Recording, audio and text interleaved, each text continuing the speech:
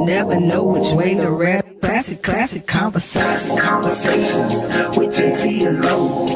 You never know which way to rap. The record's gonna go. Classic conversations with JT and Low. Classic conversations with JT and Low. You never know which way to rap. The record's gonna go. Classic conversations with JT and Low. You never know which way to rap. Classic conversations with JT and Low. You never know which way to rap. The record's gonna go. Classic conversations with JT and Low. You never know which way to rap. The record's gonna go. Classic conversations with JT and Low. You never know which way to rap. The record's gonna go. Classic conversations with JT and Low. You never know which way to rap. The record's gonna go. Classic conversations with JT and Low.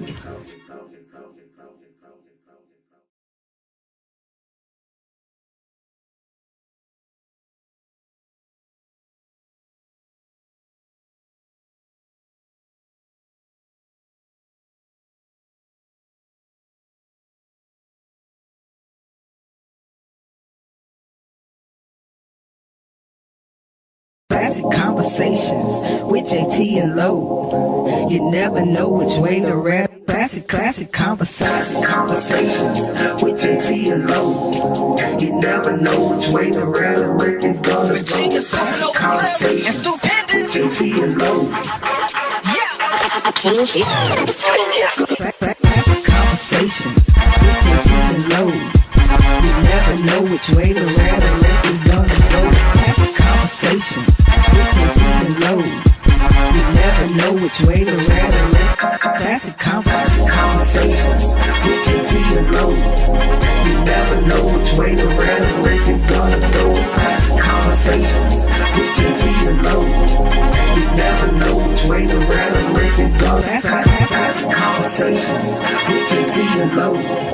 You never know which way to rap. The record's gonna go. Classic conversations with JT and Low. You never know which way to rap. The record's gonna go. Classic conversations with JT and Low. Classic conversations with JT and Low. You never know which way to rap. Classic conversations with JT and Low. You never know which way to rap. The record's gonna go. Classic conversations with JT and Low. Classic conversations with JT and Low. You never know which way to rap. The record's gonna go. Classic conversations with JT and Low. You never know which way to rap. Classic conversations with JT and Low. You never know which way to rap. The record's gonna go. Classic conversations with JT and Low. You never know which way to rap. The record's gonna go. Classic conversations with JT and Low. You never know which way to rap. The record's gonna go. Classic conversations with JT and Low. You never know which way to rap. The record's gonna go. Classic conversations with JT and Low.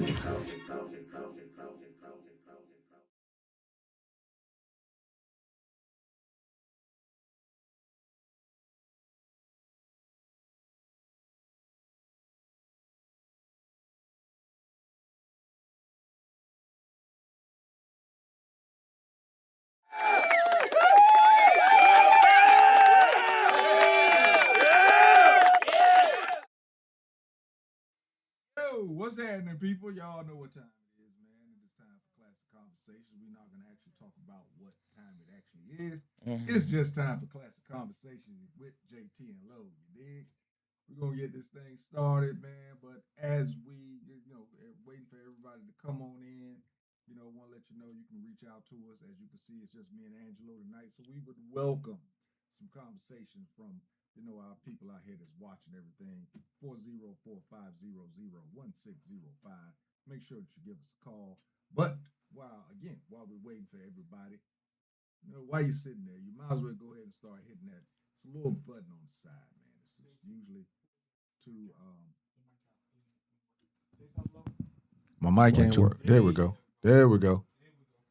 Okay. Start this all over again. Hey, yo, what's happening, y'all? It's time for Classic Conversations with JT and Lo. Listen, we're not even going to talk about what time it actually is. It's just time for Classic Conversations with JT and Lo. As you can see, it is me and Lo tonight. So give us a telephone call, man, 404-500-1605. Reach out to us. Let us know what's happening. I want you to be a part of this conversation. I think some stuff that we have going on tonight is pretty important. I know that, boy. Yeah, I've been after this joker for the last hour. And I finally got him. Listen, as we are waiting, to get things going, I want you to go ahead and, hit these buttons, to the, let me see, as I'm looking at it, to your right, you're going to see a little button over there. I think it has a thumbs up button. If you hit it, you're going to see a whole bunch of stuff go up. Once it go up, I need you to just start hitting those. Emoticons, what else are they called? Emojis, emoticons. Just hit the buttons, because when you hit those buttons, it help our algorithm go straight up in the air, you dig? Push the goddamn button. Push the goddamn button. What happened? Oh, no, he paused. Okay. All right, yeah, just push the button, man. And also, you might see a little arrow somewhere over there. Hit the arrow and just start hitting some friends of yours. Share what we're doing out here. Get it out here, man, because, again, this is dialogue for our community. We're talking about things that's going on in our community. We're taking things that's happened that's nationally known, the reasons for those. Yeah, some of the people that's in it, it brings our attention to it, but we're taking those reasons and we're bringing it back to our community, to the common man, and we're going to actually talk about it and how it affects us and our kids and our immediate community. So, let's make sure that you keep sharing this thing, because we are the ones that you can actually come talk to. We are the ones that you can actually say, hey, will y'all talk about this? And we'll actually do it, you dig? We the ones. We the ones that actually do that. And some of you out there already know, so make sure you put it in the chat. Hey, I asked them to talk about this, and they did. Low down. What up, though? How things, bro? Everything's good, man. I had to, in lieu of my coach leaving, man, I had to just remind everybody that we still are the national champions, NCAA basketball. So, I had to, everybody been talking about my coach gone, so that's all right. We still riding high. There go Yaxel, number 11. Golden. He lucked up. Oh, boy. He lucked up. Oh, he came He lucked up. That's what? For him, that's beautiful. Hey, man. Sorry, draft the zone, Yaxel Lindenberg. As I was talking about Michigan. That's Green's replacement. It just happened. Not this year. Not this year. But what a person to learn under. Oh, yeah. Yeah, that's great right there. You get to play with Steph. Yeah. In his final years. For those of you, 23 years old. He's the oldest one. That's what I said. For those of you that don't know, Angelo is a huge Michigan Wolverines fan. So, Michigan basketball. Well, he's a Michigan Wolverines fan, period. They won a national championship last year in basketball, and the coach just actually decided to take a contract with the Dallas Mavericks. So that's what he was speaking about. But right now, the kid that I felt was the best player on their team, yeah, he's the best player. He was the best player on that team, just got drafted to the Golden State Warriors. So, yeah, that's major dope. And, again, this kid picked up a basketball, I think, at like 16 or 17 or something like that, just because of NBA 2K. And now here he is. Hey, man. Hey, that's a beautiful thing. But, but here's, as we're talking about this NBA draft, here's what I've been loving so far. They've had 10 picks. This is number 11. Out of the 10, after every interview, I'm almost certain that all 10 of them had mother and father. Mother and father. On every interview. Bro, you noticed that too, right? Yes. Hey, yes. Yes. About every interview I've watched, all of them, and the mama and daddy was up too free. And that was right there with them. Whether they were together, or not. It was both mother parents. and father was both. You can go ahead if you need it. Go ahead. There's more. Go ahead, got some more. Go ahead. What you do? Yeah. It was dope to see mother and father up there. It just goes to show. It just goes to show we're not all beefing with the mother of our children or the women are all not beefing with the father of their children. You know, you can come together and celebrate. That's been pretty dope. I noticed that too. First 2 picks, I saw that and I was like, okay. Yeah, I've been watching every. They all he won't, but the rest of them all have had, you know, both parents there. That's been really cool to see. Yeah. I also got to start by shouting out. You know, this is the family sharing proud daddy moment once again. Understood. So got the email today about that guy Alec, and the email was a nice little congratulations email, man. Alexander Sykes named the Kennesaw State Spring 2026 President's List. And to be on this list, to qualify, students must achieve a term grade point average of 4.0 while completing their minimum hours. So that's back-to-back years. He had the same thing, 25, now again 26, man. So that's dope. You know, that's my guy. That's my guy. Hey, man, when I say, bro, I'm just, man. That's all right. That's all right. It's just super proud moment, man. I was like, you know, because he's kind of, you know, he was always the sports guy. Everybody thought of Alec on all the social media sports. It's all about sports, sports. That's right. So he never really got recognized for his academic achievements. You know what I mean? He always kind of just stays in the cut. You know what I mean? And then the other 2 academics, you know, were so superlative. It's like, it's hard to, but Alec always just went his way. Just went his own, as he always does. Did his thing. Yeah, in the shadows. But he's still doing it big on academics as well. And it's pretty dope on the grill, too. Yeah, it's pretty dope on the grill. I'm looking forward to being able to sit and kick it with Alec. We're going to do that. Me and Alec going to sit and have us a little grill moment. Yeah, I think that'll be pretty dope. Yeah, congratulations, brother. Yeah, congratulations, man. I had to shout that one out, man. Alec was so proud of him, you know. They sent out a whole little thing, man. And then they trying to get him into the CPA school up there at Kennesaw, but they sent a nice letter. He passed the test, and he wasn't even taking it for that. He was taking it for the business management, but because he did so well on that, they offered him a spot in that program. But he don't want. What he gonna do? He don't know yet. He wants to go into business school. Yeah, he wants to go into business school. Yeah, he don't want to do the CPA. When I was talking to him, that's all he talked about, getting his own business.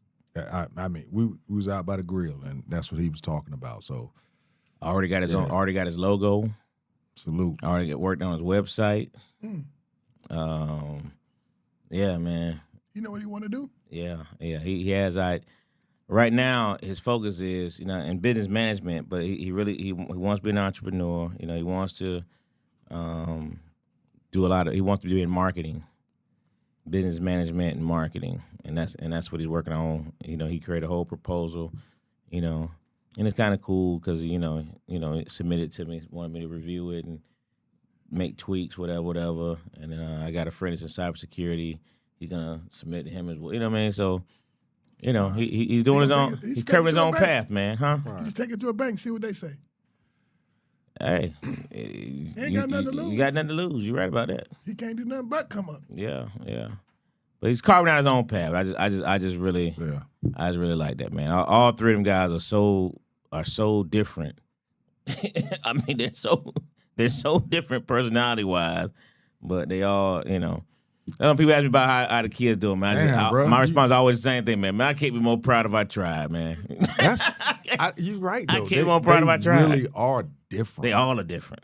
100%. They all are different. 100%. But damn it, they all look the same.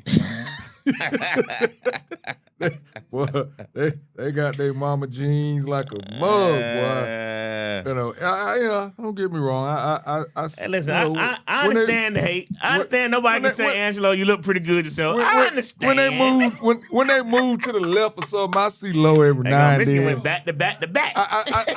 You know, Wait a minute. Look, when he they went look to like OKC, this, bro. when they look like this, and I said, okay, they will load for a second, But yeah, Wait for a yeah, second. yeah, I see it, a little bit, a little still look. I said, okay, me with my, yeah. I get it. Yeah, but they look alike, but boy, they are different, totally different.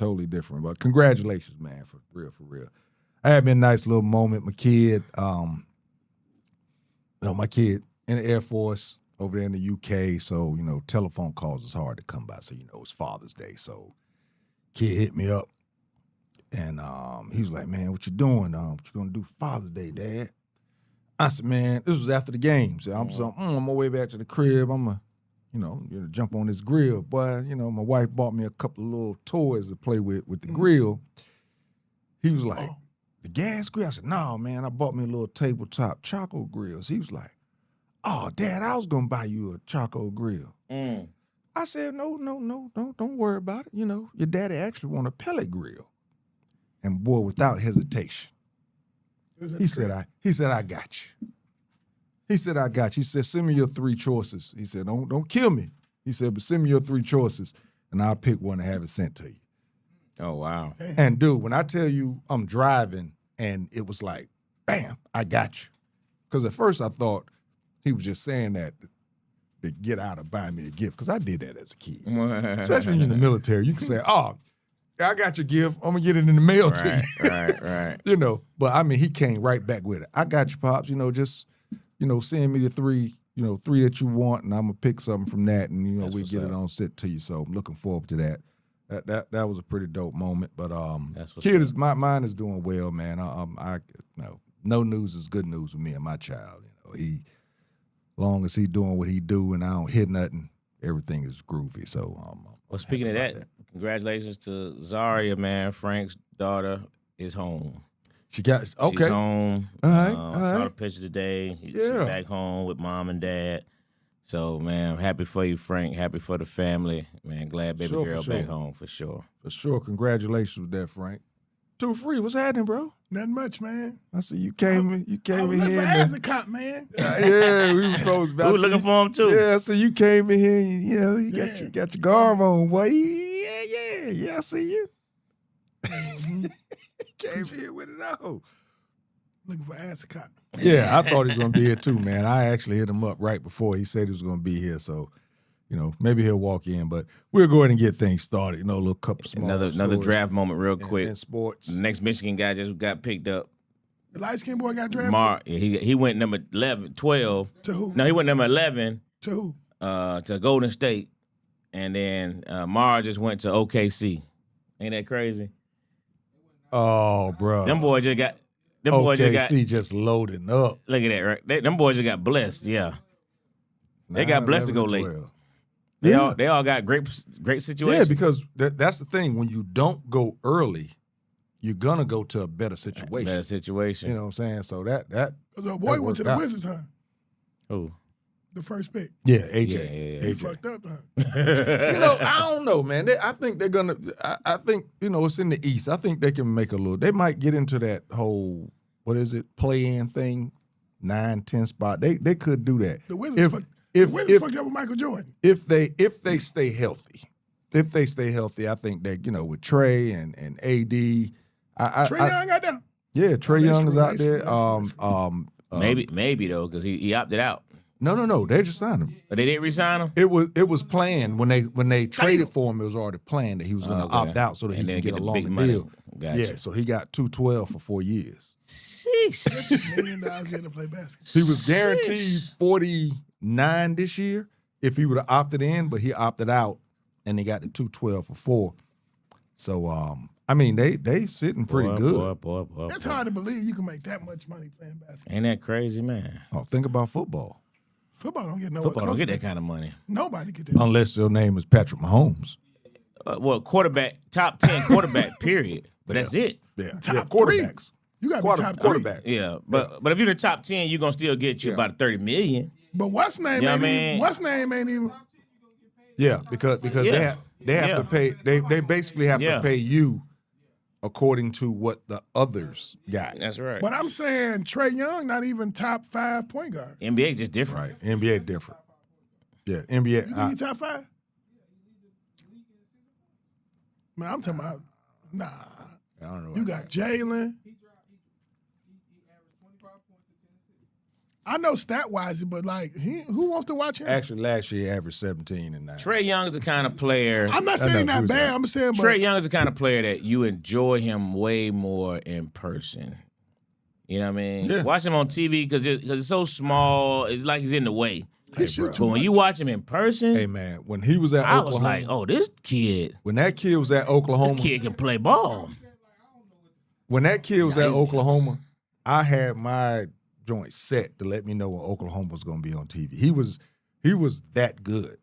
I seriously. And for Atlanta, he was dope too. But I just don't. Yeah, he did. Yeah. I'm just saying, $50 million and you ain't even the best. But again, what the best get? Right. It's the market, bro. Hey, it's the market. Hey, they closing in on $70-80 million, man. Yeah, it's the market right now. Oh yeah. And you know what? The crazy thing is, some people will consider that a discount. Yeah. What some I'm of the saying, other but what the best get? Oh, they're up in that, 60. Well, you got that. You got that super max thing and all NBA. Yeah. That's what it's based on.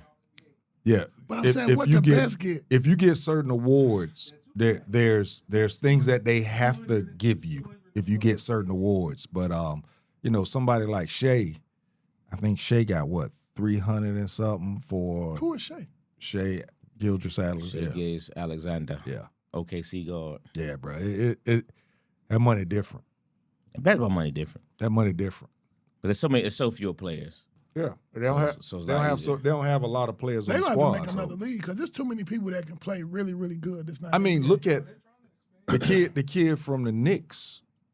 I can't remember his name, but he was the 49th pick or something last year in the draft, and he just signed a multi-year deal for, I think it was like $10 or $12 million. For who? For the Knicks, and he barely played last year. But no, Alvarado gonna get paid. He gonna get paid. But it was somebody that was on the bench. It was somebody, not Deuce. It was somebody that was on the bench that you hardly saw him in the playoffs. But he played during the regular season. But he just got a multi-year deal for $10 million. And not playing. And he ain't playing that much. He got a multi-year deal. I'm sure the Knicks probably feel that they came up, but still, that's $10 million guaranteed. So you figure that's $7 million in his family. You know what's gonna be weird though? You like them boys? They probably got $2-3 million playing college for basketball. Mm-hmm. Now you getting checks for $2-3 million a week or a month. Yeah, that's a difference. And but think about this though. The oldest kid that just got drafted. That's right. Was number 12 pick out of Michigan, 23 years old. The first 10 picks were all 19 and 18 years old, bro. They were 18. The first 10 picks, the oldest kid was 19. Hey, bro, there's some players in college. There's some college basketball players about to get stupid that paid decided 18, to come 19. back because they can make more money in college. Well, in football, that's a big deal in football. Because, in football, you got a 55-man roster. Really, only 6-7 people get paid. You know what I'm saying? Depending on how the team chemistry go, the quarterback going to get paid. Yeah, you're right. The left tackle going to get paid. Yeah. 2-3 superstars get paid. After that, man, everybody just, that they make. This is why I tell people a few feel million that dollars a year. NIL is bad for college basketball, but what it does is it keeps some of the better players, some of the fringe players in college. So if you think about it, oh boy, Deion Sanders' son made more money last year than he did this year, salary-wise. What you mean, college? Yeah. Oh yeah, 100%. Because he was fifth round. Yeah, he made way more money in college. Sure, but he made way more money on his endorsement deal. He made $17 million and everything. Yeah, he's making a whole lot more money off the playing field. Football. And you mess around and if Buddy didn't have that guaranteed contract, he'd probably be starting in Cleveland because I'm hearing that he's looking pretty good up there. Speaking of football, man, let's move. His 52nd pick last year, second round. Dower. Yeah. $70 million for 2 years when you get those super max. $70 million for 2 years with super max. Ooh-wee. So cocaine, everybody. speaking Cocaine, of football, we was talking about the quarterback Brendan Sorsby that got caught gambling. He decided to go into the NFL supplemental draft. No, he got kicked out. But the NFL actually said, no, we're not going to have a supplemental draft. They basically said that he's going to be too much of a distraction to teams as they begin training camps. His application carries with a lot of issues. So they told him they said the main reason was the only reason you decided to come to the draft, the supplemental draft, was because you felt that you were not going to be eligible to play college football. So they pulled it, and right now he's kind of stuck, even though he has an injunction to play for Texas Tech.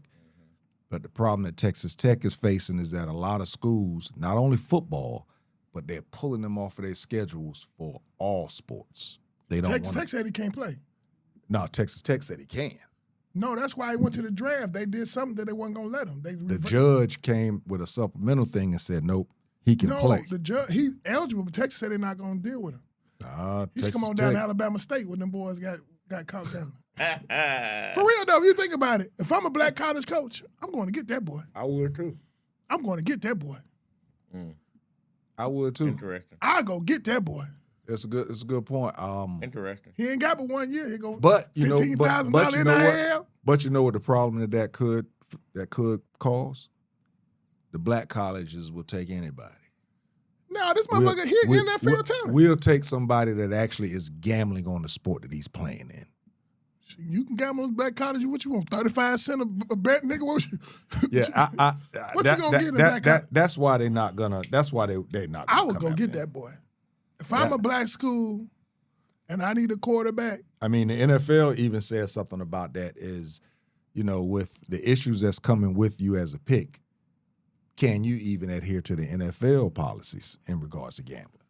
So if I'm Alabama State or I'm Alcorn or Southern, I'm going to get that boy. Well, me and Angela going to be coaching against that boy in about 2 years. Flag football nationals. 37U. He going to be out there throwing that thing around. We're going to be like, hey, man, he look familiar. Hey, boy, did he bet on this game? Hilarious. You think about it. I said John Thompson got most of his best players was not necessarily a lot of teams' first choice. Yeah, but gambling. Prop 48. Yeah. But gambling against a sport is totally different. Man, I don't fuck about that gambling. Come on, ain't no black college in Vegas. Ain't no black college. What you gonna do? Grambling, Alcorn, Red River Classic. But they just what was 1-to-1 odds. 1-to-1 odds. Kids I talked about the 3 kids. Or was it 4 kids that got caught gambling and they got kicked out? So it's there. We already got a record of gambling. Come on down and give me some of that TV time. My thing is how you at that. You playing against a Division I school and you gambling. No, what happened, they were promised one amount and received another amount. And they started complaining. And they got out. Oh. So it's like, it was seen like. Because they only got like 2,000. Yeah, but they were supposed to get 10. But then dude was like, whoever they was supposed to give them the money messed them over. You know what I'm saying? Sense. And then they started complaining, like it was a ruckus. Then they find what then they investigate, like, oh, you threw the game. You know what I'm saying? That makes sense. All right, moving on. I said it last week. I said it last week. I just didn't know it was going to happen this fast. Serena Williams will be playing in the singles in Wimbledon as a single card. I thought it was going to take a minute, but she's going all in. She's going in as a singles right now. She's 44 years old. She returned to competition in doubles after nearly 4 years. We know about that about 2-3 weeks ago. She actually has no ranking, That's number good. Next to her name. So it's possible that she could end up playing against the #1 ranked player in the world. How crazy would that be? Who #1? That black girl? No, one of them Russians, Frenchmen, French women or whatever. Yeah, but it's not a black girl. But how crazy would it be if Serena went and played against the #1 player and beat her? She ain't got the booty no more. I don't want to watch that no more. God, dog. I need my boots Hey, back. I'm gonna tell you something, man. I said I this. want my scrunchies back. I saw the picture. That's hilarious. I saw her picture, and it's gonna be interesting to see if she still has that power. And you know you didn't watch tennis for no power. You know that was one No, of I'm the just saying I didn't watch it for the power, but I ended up seeing it. You know, but yeah. I learned all that afterwards. But she was one of the saying. finest things in sports. I just want to see if she can still produce that much velocity on the ball going down the line like she did when she had all that back. Because she used it all. It's gone now. Reddit got it. I think she's gonna have she was very successful in Wimbledon throughout her career, but coming back after this time, you'd have wished you'd have played in a regular tournament. You know Instead what I mean? of Wimbledon. Instead of going jumping right into Wimbledon, you don't want to see her get knocked off first round. You know what I mean? After getting a wild card spot.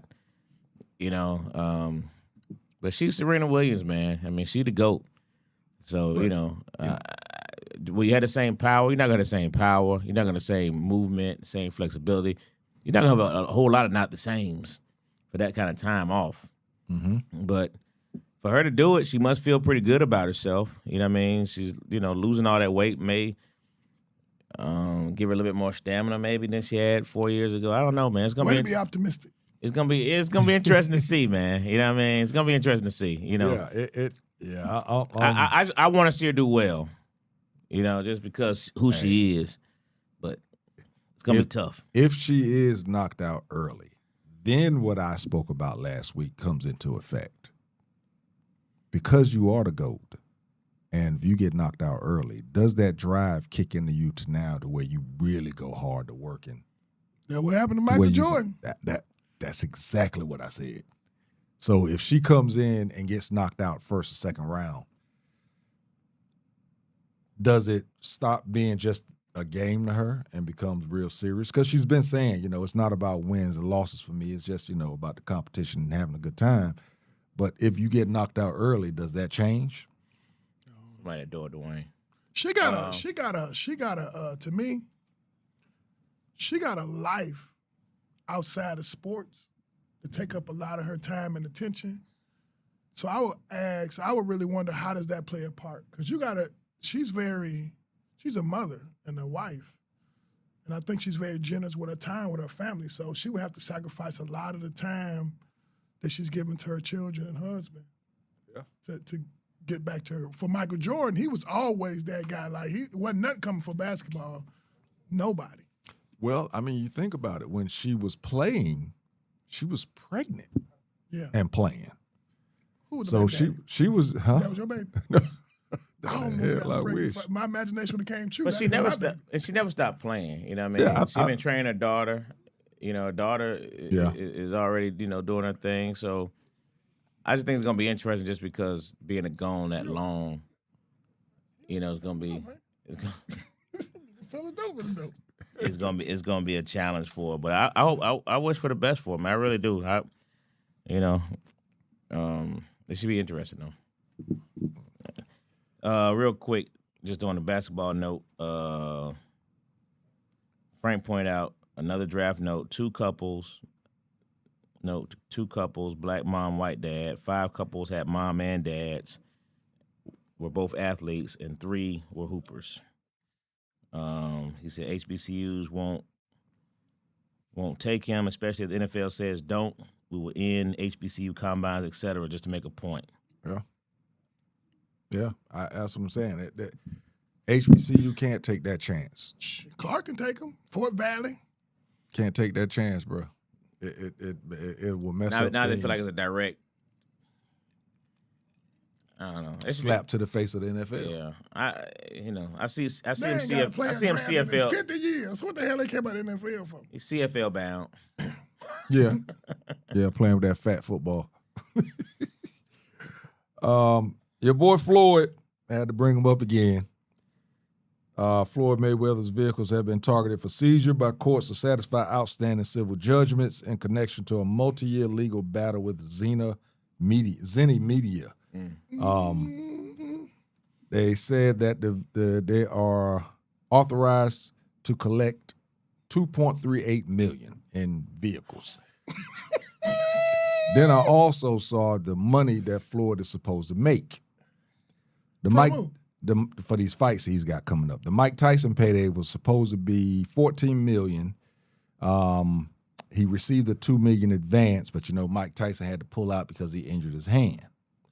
So now Floyd is actually fighting some MMA fighter, and supposed to be this weekend. He's fighting some MMA fighter this weekend, but the actual promotions company that was doing the Mike Tyson fight and the Manny Pacquiao fight is trying to stop that fight, saying that Floyd is going against his contract because he's supposed to fight Mike Tyson and not fight somebody else. So there's a possibility that the fight he's supposed to have this weekend, I couldn't find the money he's supposed to make this weekend, might actually be canceled.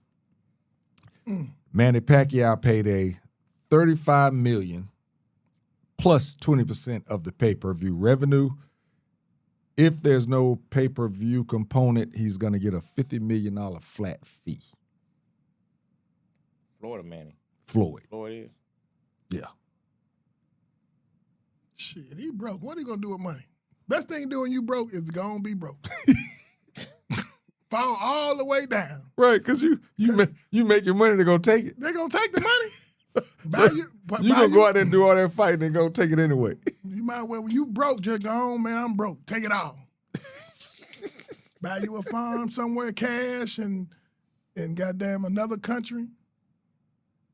Sit down for 3-4 years, then come back. Eat you some vegetables, go vegan.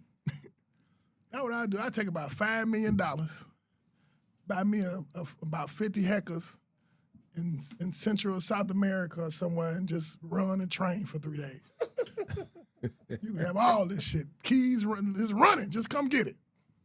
Keys in the house, keys in the car. When you broke, man, you might as well fall. It's embarrassing, dog. Sad. It ain't sad. This is the That's life sad. he chose. Yeah. This is the life. You can't get mad when you what you chose. Sad, not in a mourning type. Sad, like it's just disappointing that all you could have done, and this is what all you had. I mean, it's like now this is what was it you said? It's the life he earned. This is what he wanted. How they look? Right. You said it 2 weeks ago. How you say they look when they out there flashing all their money? Oh, stupid. Now, hey, look. This applies. I go straight to a economic developed country. I've been in Uganda somewhere, Nicaragua, Cuba, and won't nobody hear nothing from me for about 3-4 years. He tried to, he can't do it. He tried to go to, that's what I was going to say, he can't do it. He tried to go to, was it Saudi Arabia that he went? They tried to hide out. Got stuck there. Yeah. Why you get stuck? His passport? He pissed somebody off. He owed them money. Yeah, they wouldn't let him out the country. Yeah. Now, he don't know Saudi Arabia ain't America. They like chop your head off, boy. We got our own rules down here, and we gonna follow our rules. Yeah, it's crazy, man. All right, last thing. He like Antonio Brown, man. Them jokers, they just got mental issues, bro. I just saw that. I saw they got a documentary. I can't remember if I've seen it or not, but I just saw a documentary come out about Antonio Brown. I don't know if it's just new to Netflix and I've already seen it, but I got to check it out. I'm gonna say, like, Charles Barkley ain't the brightest person. He's pretty stupid, but he's smart enough to know. Get your white bitch and keep some money to the side, man. Man, these people Charles went down too, though. I know they all went down. But what I'm saying is, what grandmama and them did, a little piece of land that you own, it ain't got to be in your name either. It can be in such and such. Use all kind of ways to that, or another country. That way, if something happens, you can always land here. But he all up in the video. He trying to be like he got sense. Nigga, you can't read Dr. Seuss and you trying to act like you doing $1 billion deals. You own, nigga, you right here struggling with ABCs. What come after D? What? Now that you said that, let's go here. It's Classic Conversations. Charles Barkley will tell you that he's not educated. Mm-hmm. He'll tell you his Auburn education wasn't the best. His Alabama either. Do you think, because he makes great money talking about basketball, but do you think they're paying him to be a clown? Yes, that's his role. He doesn't know it, but they're actually paying him to be a clown instead of actually being an analyst. Yeah, he is a perfect storm. People like him because he says honest things. He gives his honest opinion about stuff, whether it's rooted in deep understanding of knowledge or not. But what he did is, look, he got a rhythm. I get this check, do 1, 2, 3, spend the rest. 1, 2, 3, spend the rest. 1, 2, 3. And the key to making money is keeping it over time. Charles Barkley is a clown, though. He say some of the most, like in the NBA Finals, man, this game over with. This game over with. Knicks in 4. Knicks lost. Game 3, remember that? Mm-hmm. Then he came back. This got to be the stupidest coaches in all the time. Man. Yeah, he say that. Man, you ain't never won nothing. He be calling them kids dumb and stupid. This got to be the dumbest team ever. I'm like, damn, Chuck. But he can get away with it because he's an NBA Hall of Famer. Remember he called them fat women and what's the name? San Antonio. They eat chiro, whatever that shit is. Now who could get away with that? And that's what I'm saying. Is he getting away with it because they want him to do that type of stuff? He's their nigga. As in the networks, they want him to be, because I don't think it's calculated. I think he's just he don't know he done that part, and he just doing stuff. But you know, you go to the party with somebody who will talk to everybody, and he be like, shit. When he find the girl that's gonna talk back, that's when I'm gonna go over there. I'm gonna let him do all of it. He gonna look like a fool, but he gonna crack one nut. And that one he cracked gonna be the one that we can all go with him. But until he cracked that nut, he don't know he looking stupid talking to everybody walking around. I don't know. I think, I ain't gonna say the man is a clown. I think he has a personality. He has a personality that's accepted by everybody. You know what I mean? He has one of the personalities. He's funny. You know what I mean? He's one of the people gonna keep you laughing. You're gonna say something. I think he has his personality is carried over. You know what I mean? So, you got the jet that, came in with, he's breaks it down, Chuck gonna say, man, that's stupid, man. Just, just, I don't know. I think it's good for the show. I mean, I think it's great for the show. I think you have to have different personalities to bounce things off. Everybody can't be the serious guy. No, he ain't got to be serious. He can be funny, but what I'm saying is he says stuff that can get him fired. Sure. But he gets away with it, but it brings ratings. So as long as it brings ratings, Kenny and Shaq eggs him on. All the time. Shaq ain't far behind, but No. Shaq stuff is calculated, Right. though. I think Shaq stuff is thought out. Barkley just blurted out. And Shaq says stuff that's in his opinion of. Barkley be so strong, we're like, you can't say this is the dumbest coach ever. You can't lose a 29-point game. You got to help him out. This guy did 8 three-pointers.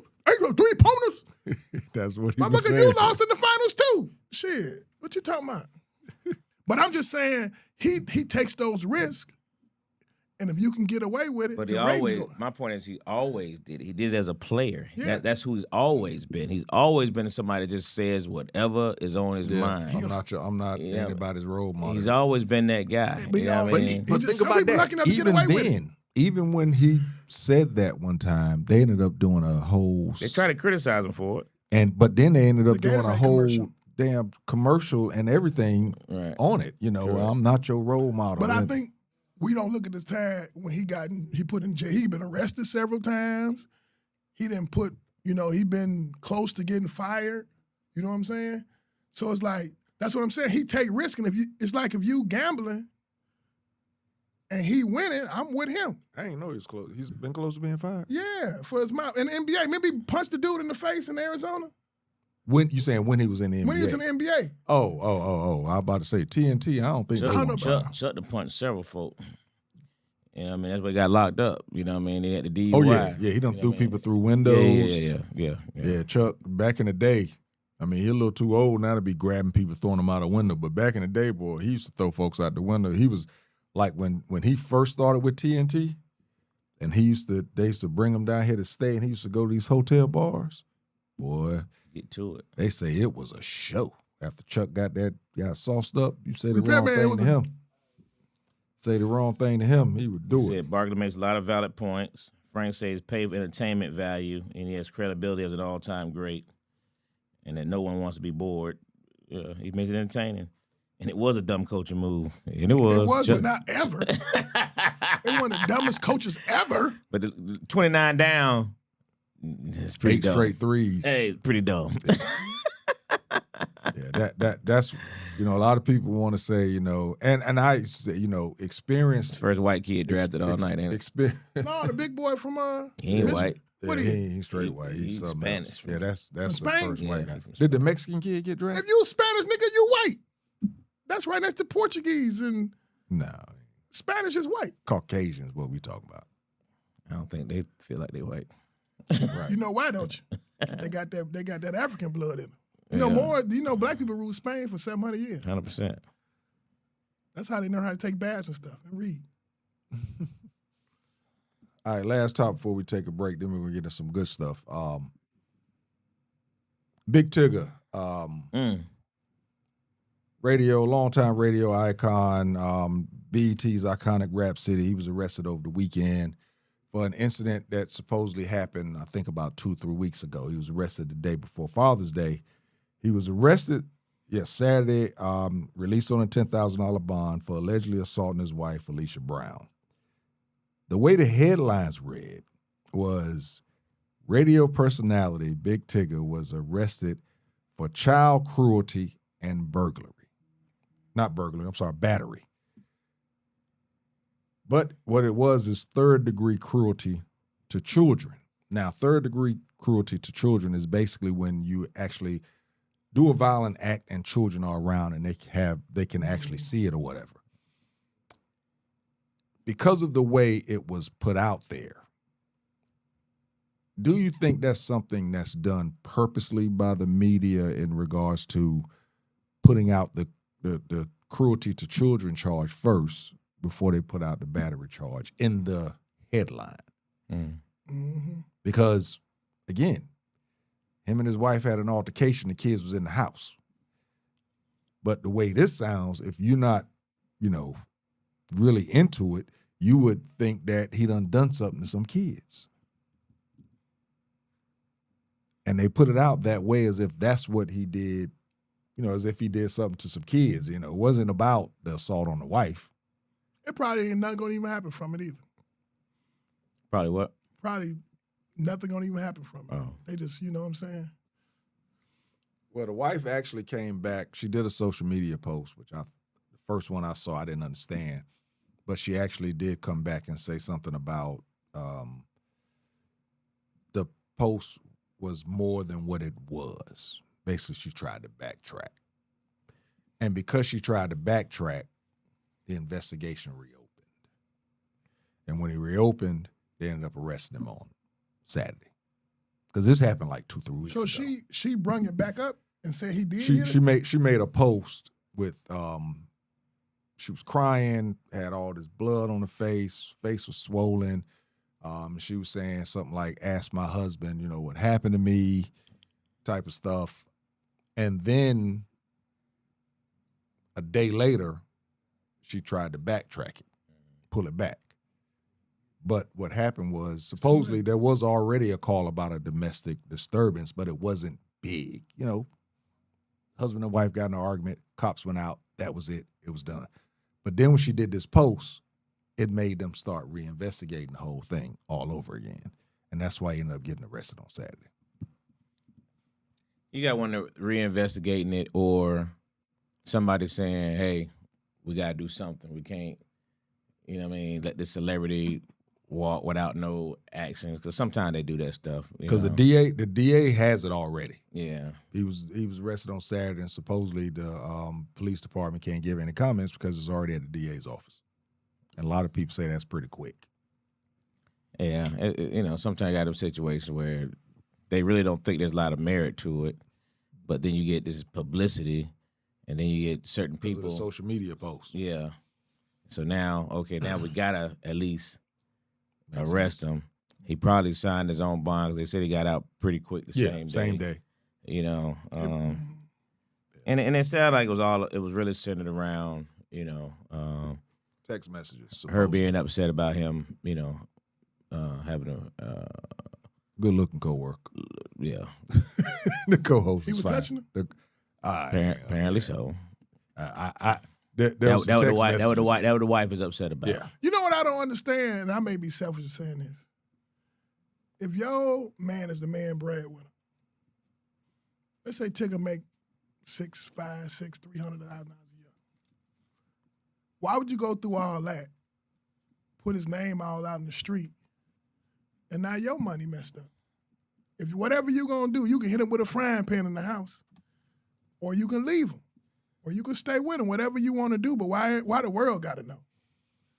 Good point. A lot of people get arrested, it ain't a serious matter. There's a lot of arrests made just because. But I'm saying, why the police even got to know? Responding, huh?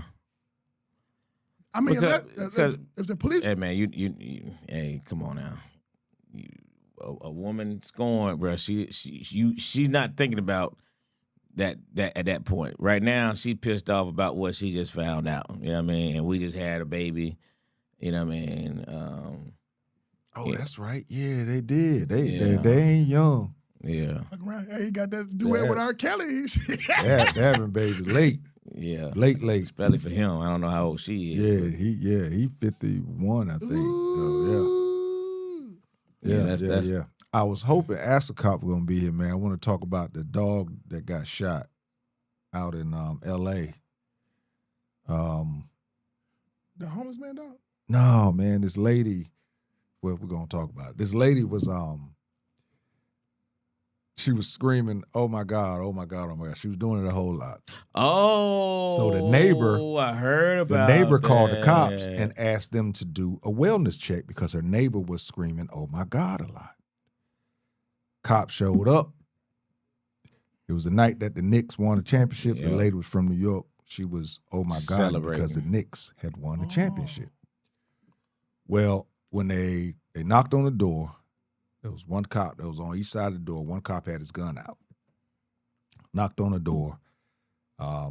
Lady opens up the door. The dog is barking. They was like, hey, can you secure your dog? She shut the door, and you could hear the cop saying, "Hey, man, that was a big-ass dog." And it was. It was a mixture of a poodle and something, but the poodle part was just the hair. The damn dog was huge. It was huge. I saw the video. The dog was huge. She opened the door back up. They asked her 2 more times, "Did you secure your dog? Did you secure your dog?" She was like, "Yeah, he's not aggressive, yada, yada, yada." Started talking to her, what's going on. So I was just celebrating. The dog put his head out and took off after the one that had the gun out. And he blasted him 4 times. Shot him. 4 times. So there's a lot of uproar on whether or not, first off, should you have had your gun out for a wellness check? Could you have used a taser on the dog? There's a lot of uproar in that thing there. And they actually, LAPD actually released, that's the video I saw both from both cameras, body cams. They actually released it. They feel that they're in the clear on this. Mm-hmm.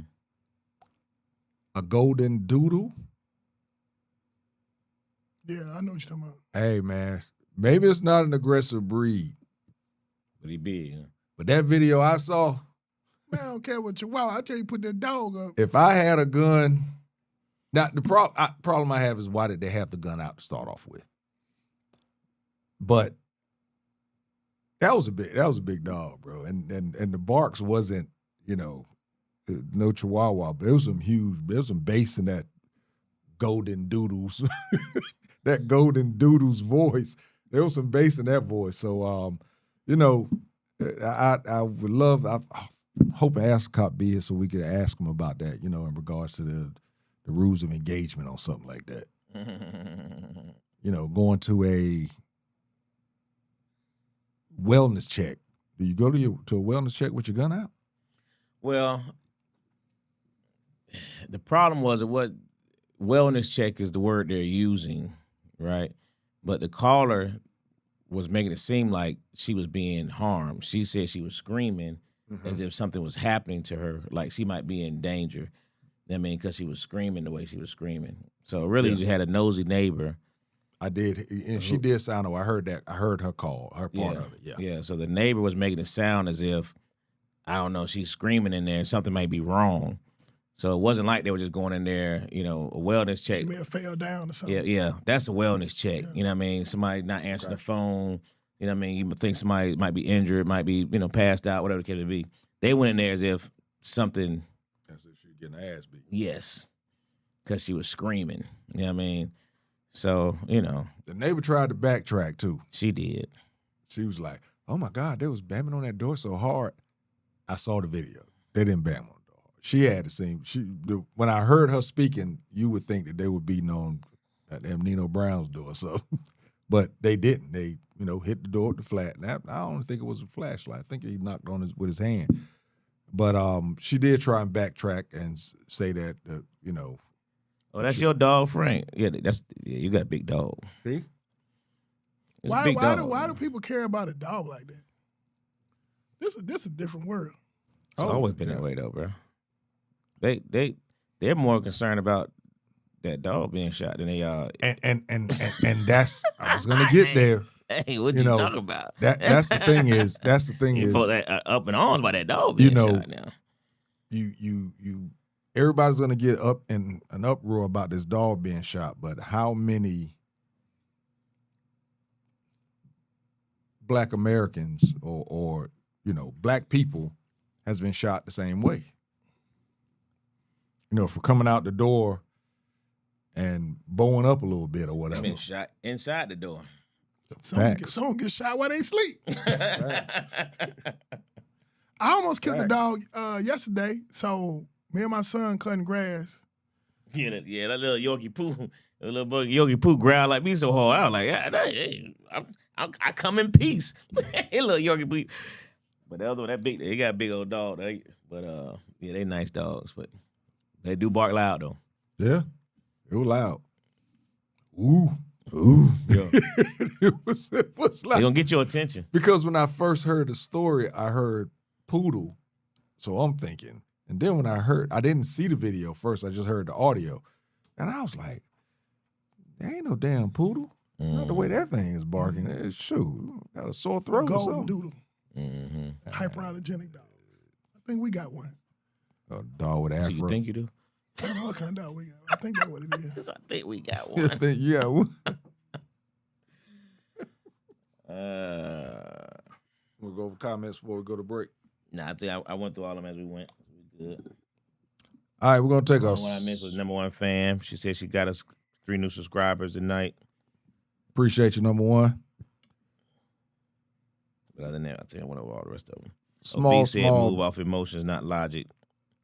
Talking about the rest with women answering your question. They move off emotions and not logic. And that's what it is. Why? Then they regret it, and now it's like I said, try to backtrack. They try to backtrack, and now they like, well, nah. Yeah. We got enough evidence. It's been too much media attention. Right. When the media comes out. Too much media attention. So now they got to take action just to say we did something. Right. This ain't. You know, now she can go in and say, you know, I don't want to. But you still got to explain the video. It's her video. She just, she was emotional. That's all she had to say. But this is the thing about it now. Domestic battery is no longer. You remember, it used to be. No, they look at it way more serious. It's a felony from the jump. It used to be a misdemeanor. Then if you came like 3 domestics turned, you know, after OJ got caught, they changed that stuff. But so he got a felony count. I don't know. They charged with a felony. Domestic battery a felony. I don't know if they charged with domestic battery. I don't think they charged with a felony though. I don't think they charged with domestic battery. It's just battery. He got out too quick. Yeah. He wouldn't have been able to get out the same day if it was just a domestic battery battery. charge. It wasn't domestic battery. If it was domestic battery, you got to stay overnight. So what's the point? You got to see the judge. Okay, so let's say he don't get that. He was arrested on battery and third-degree cruelty to children children charge, not on domestic battery. Yeah, just battery. He got lucky then. And if it been domestic battery, but it felony, and I think like the thing says something about you got to see the judge for that. You don't get a bond on that one. You got to go see the judge first for domestic. How you know about all that, Lo? Might be a police officer. Oh. I thought you was like Turner Jr. over here. Say from experience, hilarious. Nah, but so I'm just saying, like, this man, he might lose his job. Oh yeah, there's a good chance of that. If he 103 is owned by CBS too, so he was already suspended when it first came out the first time. Suspended for a couple of days, came back, did the whole, spill of I didn't do it. I didn't do it. I go against everything that was said, yada, yada, yada. He was calling the games for the Dream, the whole nine. And then this stuff happened on Saturday. So he might lose his job. Yeah. Good chance. Yeah. Good chance. It's a good chance that. And then the fact, and especially if there's proof that you were but see, this is the thing. Sleeping with your co-worker as well. He apologized to her too. This is the thing though. The state can pick up the charge no matter what she say. That's what happened. The state picked up the charge. So they don't even need her to testify. Or you know what the state will do too? They'll pinch you. Well, if you don't testify against him, we're going to charge you for the cruelty to your child. You know what I'm saying? They'll pinch her on that. They can, but it's doubtful. Yeah, I mean, it's doubtful. They got to really have some real hard evidence for them to go that far. They got on there crying saying he hit me in the mouth. That's just her saying that. She can go back and just say I was emotional. Well, I tell you, them type of lawyers you talking about gonna be them ain't no $300 an hour lawyers that you talking about. He gonna have that. He better have them R. Kelly residuals for remember Robert. You remember the song they had? Him and Tigger from the Red CD. Oh yeah, that's right. Tigger was on the joints. Yeah. Yeah, I hate it for Tigger, man. Tigger is pretty dope. Sure, a woman had no rights and spouse abuse was common. Oh, for sure. Oh, bro. In some countries, it still is. I was reading the other day about the country that spouse abuse is recommended in some of these countries. What country you talking about? I can't remember when it was, but true story. I was one in Russia. It was Russia. One of them. I'm telling you, it was recommended. I know, son. That's why I asked. Did you know what you were talking about? It was recommended. It wasn't recommended, but shoot, they recommended. That's not what they said. Well, it was like it was just commonplace. It was recommended. Look at that. That daddy and mama, was that daddy and girlfriend? Good Lord. Yeah, boy. He was 19, you know. That's his mama. Why JT looking, man? We're about to go to break, though, right? Yeah. He got caught up over there. Girlfriend, my bad. The sister in the yeah, back. take a small break, man. We come back. We're gonna talk about this fire chief or former fire chief firing into a family reunion. And wait till I tell you what the bell was. We'll be right back. Classic Conversations with JT and Lo.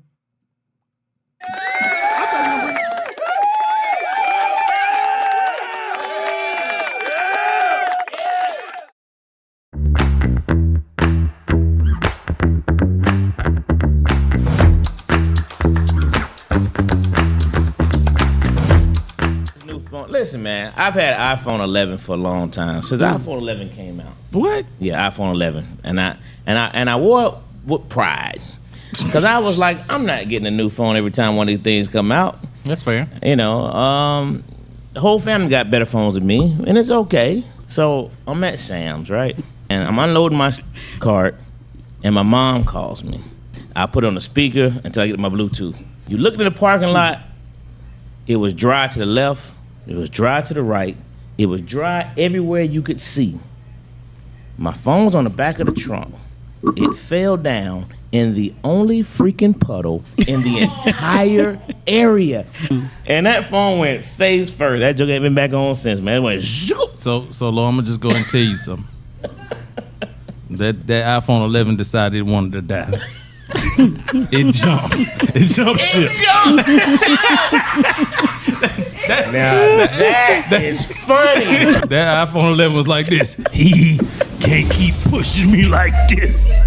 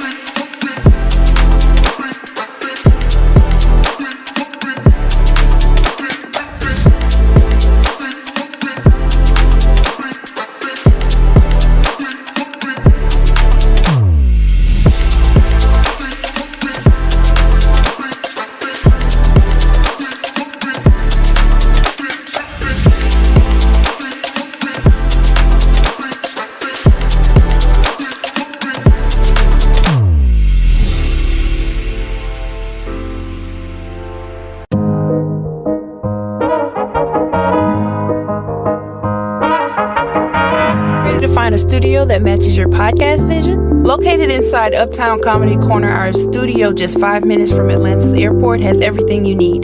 From high-quality equipment to multi-camera setups for live streaming, we've got it all. With 15 plus years of experience, our team ensures smooth sessions with editing and post-production services at an additional cost. Plus, our competitive pricing make it easy for creators of all levels. Contact us at 404-500-1605.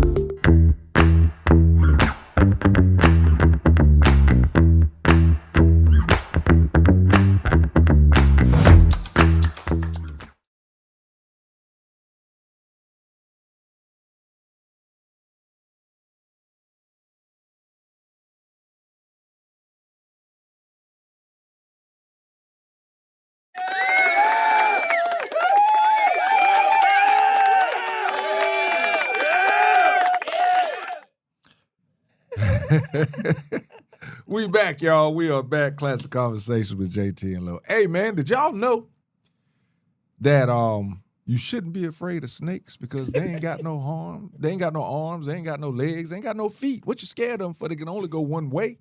So why are you scared of snakes? Mm-hmm. And also, if you see a snake, get your water hose. Spray them. Spray some water in. Spray some water right at them, and they will not come back. That one won't come back. I ain't saying what the other one's going to do, but that one, unless that one actually goes and talks to the other snakes, that one is not coming back. Hey, man, just never know what you're going to learn here on Classic Konversation. Now, if it don't work, get some sofa. Do not blame Classic Konversation. Hey. Because you see me over here quiet. We just passing on information. That's all we just doing. learned during the break. Yep. Yeah. But I don't fool with snakes. It ain't got no arms. Dude look like Lil Dicky, the rapper. Ain't got no arms. Ain't got no legs. That's what they said. That's what he said now. Yeah, but me, hey, man, I'm out. Calling a professional. Handle that. What's Santa Clara? A college or a city? Santa Clara. California college. It's a college? Snakes can jump. They can jump. They can what do you think the women talking about? I never climb or crawl. However they get up in trees and attics and ceilings. You saw that video of all them snakes fell out the doggone man. You talking about spraying some damn. He talking about spraying. Hey, look. He talking about spraying. Hey, y'all got it. He talking about spraying some damn water. Spraying some water. No snake. Man. Hey, look. I got a video for you. Hey. I'll show you the first video. Spraying some water. Passed out. Hey, man. Spraying some water. Food no snake. Shoot, boy. Probably hey, so when you look at this draft, just real quick. Running from snake.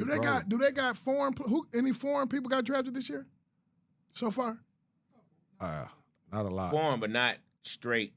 Not They ain't play for no American. They ain't do the. No, everyone been drafted tonight had played in college. The Mexican kid that didn't get drafted. He ain't drafted yet. They just had his name up there. Oh wow. Yeah, everybody so far came from college. He'll be the first Mexican-born player to ever get drafted to the NBA. Is that right? Yeah, Wow. because he was born in Mexico, but he actually trained in some other countries later on, but he never played in American college. Right now, what's happening is So he can't come over. No, he can't. We gonna ice his ass. But because what's happening now is a lot of the foreign players are actually going to college because they can make money in college, and they ain't got to go straight. This is a true to the pros. story. He not a legal citizen, so how he gonna get on the team? If Trump ain't this just my thinking. If Trump ain't giving out visas, or you know what I'm saying? Hell, I think You gotta go to your home country to get your visa to come back over here. I think he's actually at the draft, so he probably on like what is it the visa, the work visa or whatever, something like that. So since we just did a quick sports interruption, we never talked about this right here. Wemby leaving the court. The fact that him and Castle just walked off the court and didn't shake hands. Fair or foul? Michael Jordan did it. I mean, No, he LeBron didn't. James did it. No, he didn't. LeBron did do that No, he didn't. when he lost that championship game. This is what He I didn't, said. he didn't lead without shaking hands. What This he is what do? I said. He did. He left crying, but he did. He just left.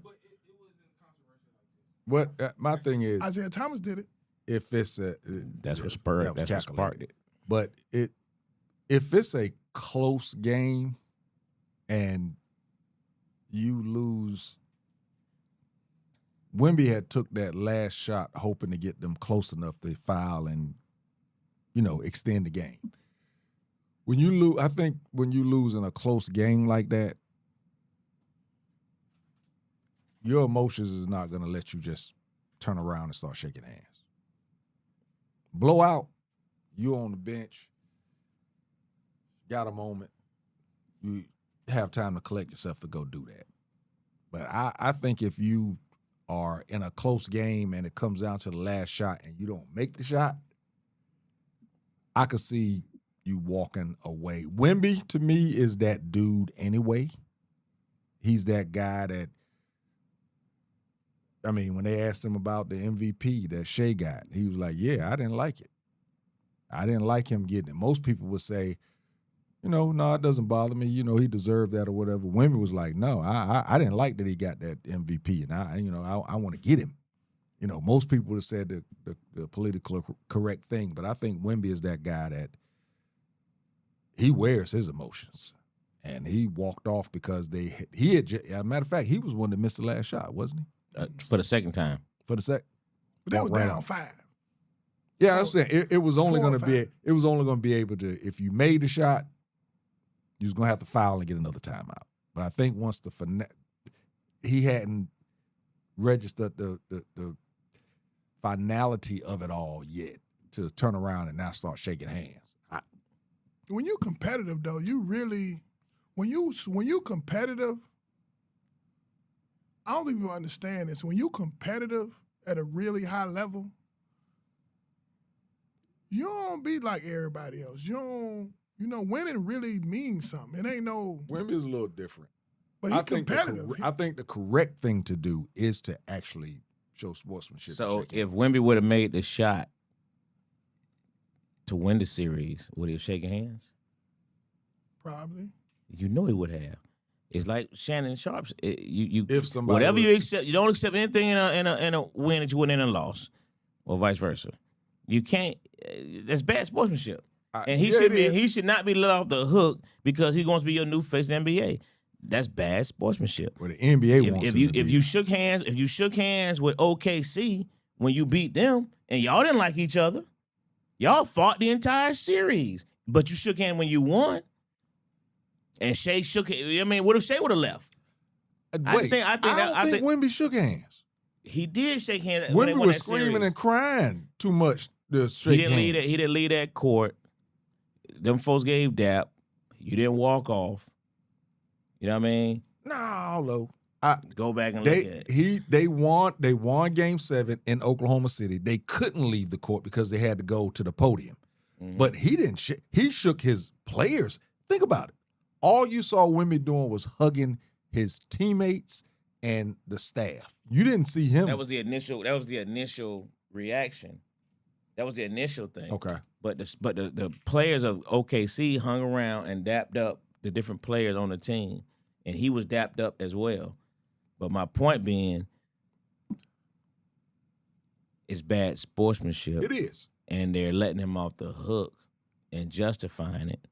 But you persecuted other players for doing the same thing. They like I said, they let him off the hook LeBron because did it though.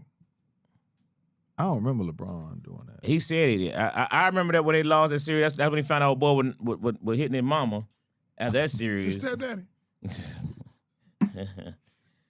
But I think when you hyper competitive, the man. the NBA is trying to. If you're supposed to be that guy though, if it was a left guy on the bench, nobody even knew he left anyway. You're Wemby. You're the guy. You're supposed to set the standard for your team. But the standard is winning. I think the NBA is like you said. I think the NBA I think the NBA wanted, but he shook hands every time. I think the NBA wants him to be the face of the league, and I don't think Wemby gives a damn about being the face of the league. I think he does. I think he wants everything. Man, he want MVP. I think he wants everything. I think he wants all of it. He a winner, dog. I'm telling you, he cut different. Bird don't like Magic. Magic, they didn't want friends to the end. All them shook hands. That's all I'm saying. All the great players. Isaiah Thomas he didn't do it that last year against Jordan. I mean, they say that was calculated. You know what I mean? But Jordan, prior to that, they did do it. You know, because he beat Michael. He whooped Michael. But now Mike whoop you can't handle it. Man, when you competitive, dog, it's different. What Isaiah did was more, like I said, calculated. It was more lame because they did it before the even game ended. They went across them. That jump was foul, no question about it. You know what I mean? The way they did it was just showing that you were, you know. So they were the bad boys. Yeah, the bad boys. You know what I mean? That was lame. I just thought we ain't gotta stay no time on it. But I just thought I was quite curious about the bad boys seeped into them so bad the way they kept being the bad boys when they wasn't supposed to be. You've just been dethroned. You're not the bad boys anymore. Okay, yeah, let's move on. All right. June 7th, 2026, 36-year-old Jeffrey Tyler Kinzer, a lead firefighter at the Marine Corps Logistics Base, was arrested after allegedly opening fire on a black family reunion in Leesburg, Georgia. The incident took place in Lee County, where Kinzer reportedly drove by the family's front yard gathering and shouted racial slurs. Supposedly it was the N-word. He returned to the scene shortly after wearing body armor and armed with an AR-15 style rifle. He began shooting at the family, who was celebrating a reunion on Autumn Leaf Drive. Witnesses stated that a family member grabbed his own weapon and fired back. Hold up.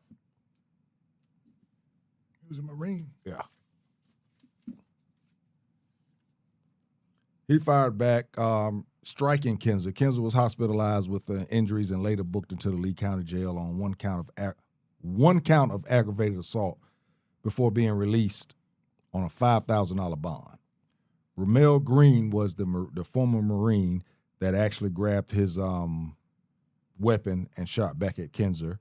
They stated it was approximately 20 children and elderly relatives that were present during the incident. Now, one count of assault when there was 20 people there and you was just firing at everybody. How does that happen? When it's only one count. What you say? It's one. Said something.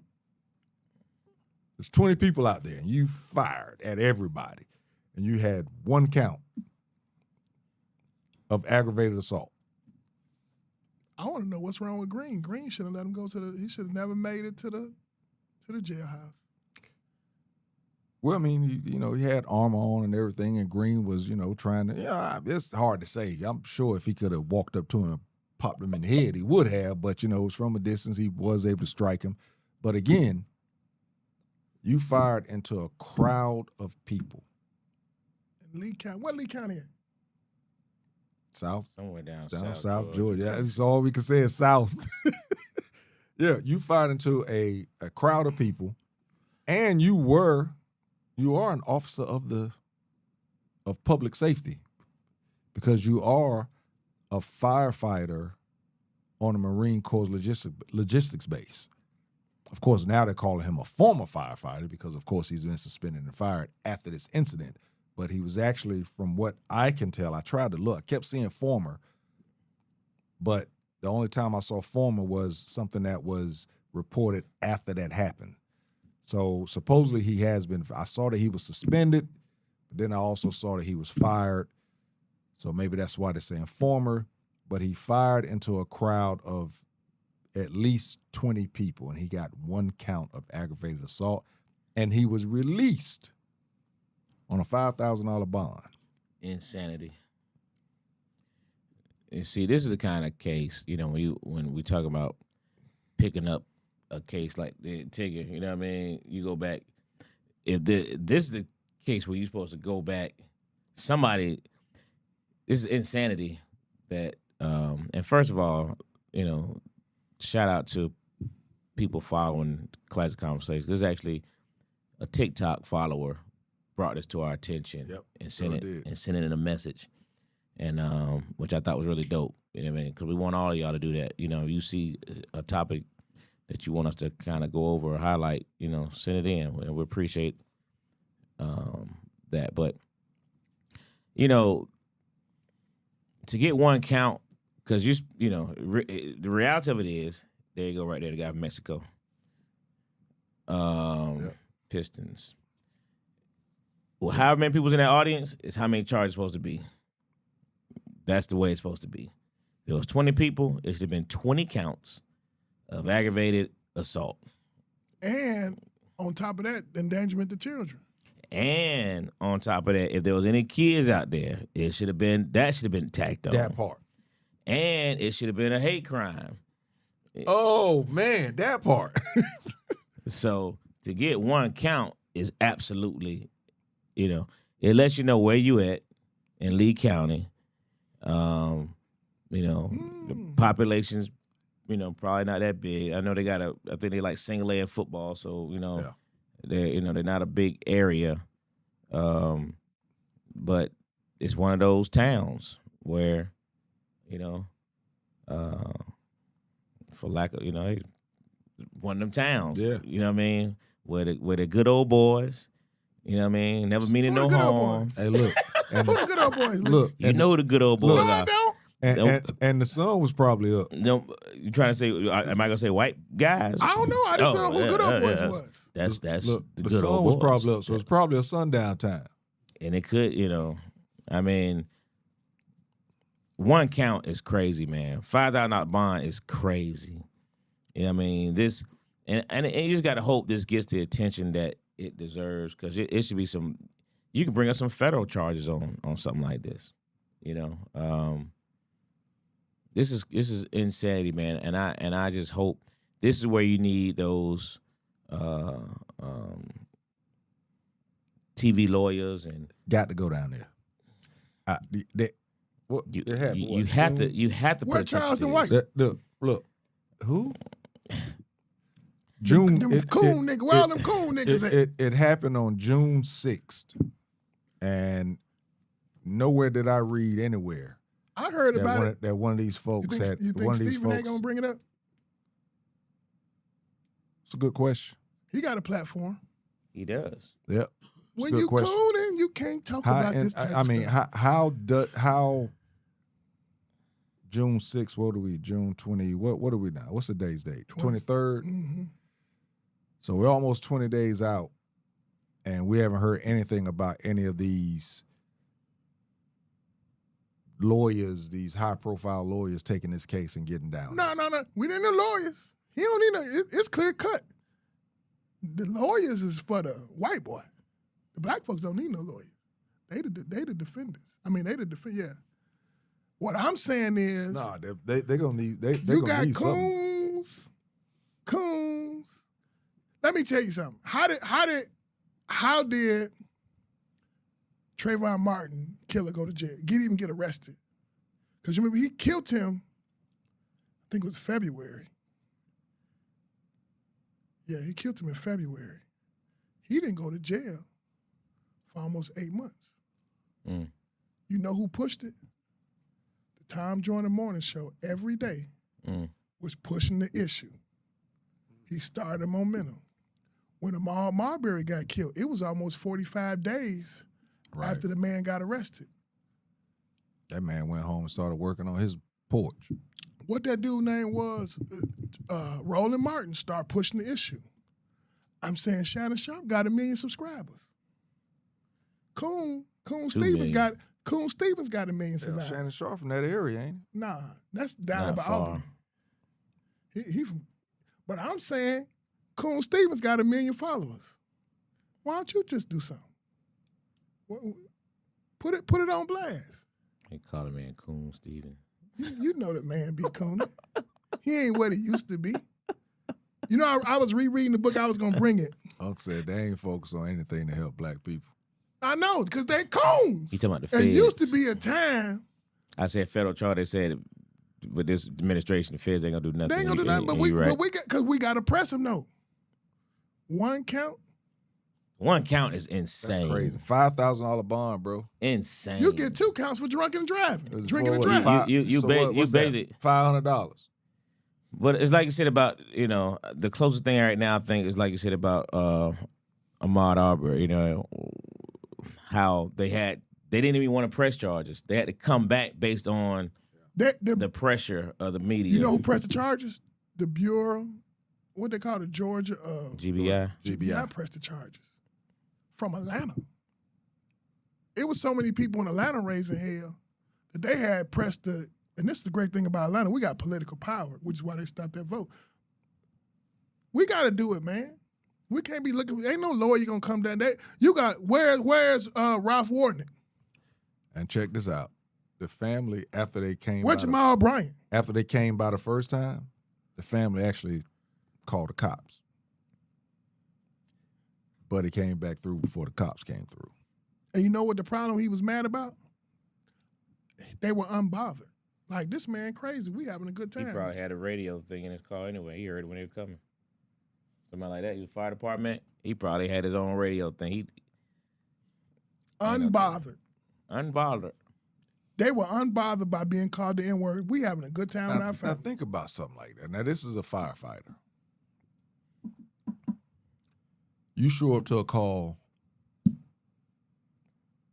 and it's black people. And you can save them. What is your effort to save those folks? Think about that. Think about that, bro. Mm-hmm. We always talking about the cops and everything, but we don't talk about the folks that's in public safety that have these same type of issues that folks die on the way to the hospital. This guy right here was to go back and put your armor on. You were hoping that they fired back. You were looking for a reason to kill these people. You was hoping calling them the N-word would agitate enough to do something. So now you got a reason. And then you fire into the crowd. Then you leave and come back. You were hoping. No, he came, called him the N-word. Yeah, he didn't fire the first time. They wasn't bothered by him. Like, let the man go. They called the police. He goes and get his stuff and comes back and shoots at him. Right. And has somebody driving. There's a driver also. I didn't see anything about the driver's name, but there was a driver that was actually driving the car that he was in. We should have been charged. I don't know if he was driving the first time, but the next time that he came back, both of them are black. Both of them been charged. Oh, but period. You know what's wrong? We'd have been charged if they came back to the house and said they were going back. Man, we'd have been charged on calling them white folks. We were out here partying. He called us white folk. Niggers. The nigger come down and calling us white folk. But one charge and a $5,000 bond. I pray that's not right. Oh, it's... I know, I'm just praying. I tell you what, shit. It used to be if you go to jail, you got an ass whooping. He may not even get ass whooping and locked up. $5,000 bond. He was out. He was out of there. Bro, he went to the hospital. They treated him. They took him to the Lee County jail. Then they let him out after he $5,000 bond. I wish the morgue would have came and got him. It's $5,000 bond. He was out pretty quickly. So you got to put up $500? Oh, he went to the Sixers? So all you got to do is put up $500? That's it. Right, 10%. Yeah, anywhere between 18%. Yeah. He didn't put up much. If he had to put up anything. If he got... Probably walked in there like, hey, man, John, I got you. You coming over for dinner later? My wife's making your favorite again, the pot roast. Yeah, let me do this paperwork real quick, and I'll get you out of here real quick. Probably called him when he was at the hospital. Oh, he didn't wait till the sun went down. That's what he told him.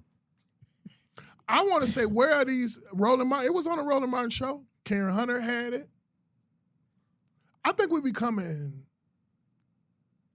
numb to things that we like. This kid, like that 1-year-old got shot in Mississippi. Like, we don't know the whole story, but it's not. I give you one. They lynched that boy in Texas, and it's not a play-by-play of what happened. It's out there. It's available, but we should be knowing. We should be watching videos because the school got videos, the kids got videos. We should know what happened step by step by step. Like we did with Trayvon. We know what happened. Trayvon went to the store. He was with his dad. Asked his dad to go, you know, step by step. He went to the store, bought Skittles this, and he did this. We don't even know the step by step what happened to Carmelo Anthony. So we can't really be enraged because we don't even really know the whole story. Glad you brought his name up. Did y'all hear about a video being released? Been several. I hadn't seen it yet. You seen it? It ain't showing much. They've shown a video of him getting handcuffed. Supposedly there's a video crying. of this. They heard him. He did say, they said the alleged, and he said, no, it's not alleged. I did it. I mean, then he was crying. Said he didn't have to hit me. There's a video of them up in the tent, but you really can't see. It's grainy. But it's the very, thing very is, grainy. the Floyd, the people who watched the video the first time under the Floyd Act, is that the Floyd? Freedom of Information Act. Floyd is the gun car, right? The Freedom of Information Act said their video wasn't grainy. They said they seen it. The boy jumped down on him. So supposedly Carmelo was set up. They was gonna jump him. That's why the boy that invited him there, which was his girlfriend's cousin, said he didn't know him. You saying you didn't know him because you invited him under the tent and the boys was gonna come jump him. We don't know what's the backstory. It's a lot of stuff going on to make them want to jump him that we don't know about. But Carmelo Anthony had 2 parents, 2 jobs. He working, accepted into college, graduating with 3.5, 3.7 GPA. This boy come from a broken home. So again, his attorney was, because if all this is out there, how is it this didn't come out in court? Because we don't control the media. We insensitive to what's going on to our people. We don't. But I'm saying if we controlled our media outlets, we would be an outrage of what happened to Carmelo Anthony. We'd be an outrage about this. But we don't control the algorithms. We don't control the media outlets. How do you know? You hear one story so they can say they said it. It's out there. But then there's no digging. When you dig, you start seeing, like, hold up. It's like, hold up, this ain't making sense. Just trying to figure out how is it these videos come out after the fact? How is it these videos? The judge, no, all these videos were held by the judge. The judge had permission to release. I mean, he gave permission to release those videos. That's why none of those videos were out. But they said the other day, the judge. So they couldn't use them in court. They used them in court. They used them in court. They used them in court. But they used grainy. What the people were saying is, we watch the ungrained. So to watch the video, you had to apply to the Freedom of Information Act. You applied. You did all your stuff. Okay, did the background. You go watch the video. You had to watch it in the courthouse. You couldn't take it with you, right? Mm-hmm. They saying they watching a clear video. Now they saying the courtroom video is grainy. You can't really make out. So they had to put, his daddy said they put a circle around his son, but not the other boy. And you can't really make everything out. It's grainy. Wow, I hadn't seen So now, but what he's saying is, this not my son. He stabbed the boy and ran to the guy he knew, the teacher. And he was telling him what happened. He didn't want to do this. Like the boy attacking me. They trying to jump me. And the teacher said in court that he had to keep 4 boys off of him when Carmelo ran to him. So I'm saying the stories out there, but when you don't control the media outlets, or when you don't control the media outlets, you can't control the narrative. They control the narrative. So the longer it goes out, and then in the meantime, we watching stuff that don't make sense. So we immune to this stuff. So now, 3 months later, 4 months later, they might show the video. You see what I'm saying? But now you don't have a mass appeal to push the movement. You need attention. You need people. Do you think these videos is going to help in regards to his appeal? Well, like number one fan just said, he has a new powerhouse lawyers working pro bono, one of them coming from Ben Crump's law firm. So, you get the right attorneys and the right attention, sure, you can start pushing the needle some more. They're still trying to they're still trying to expose the fact that the judge was a family friend of not directly of the father, but he was the father's friend.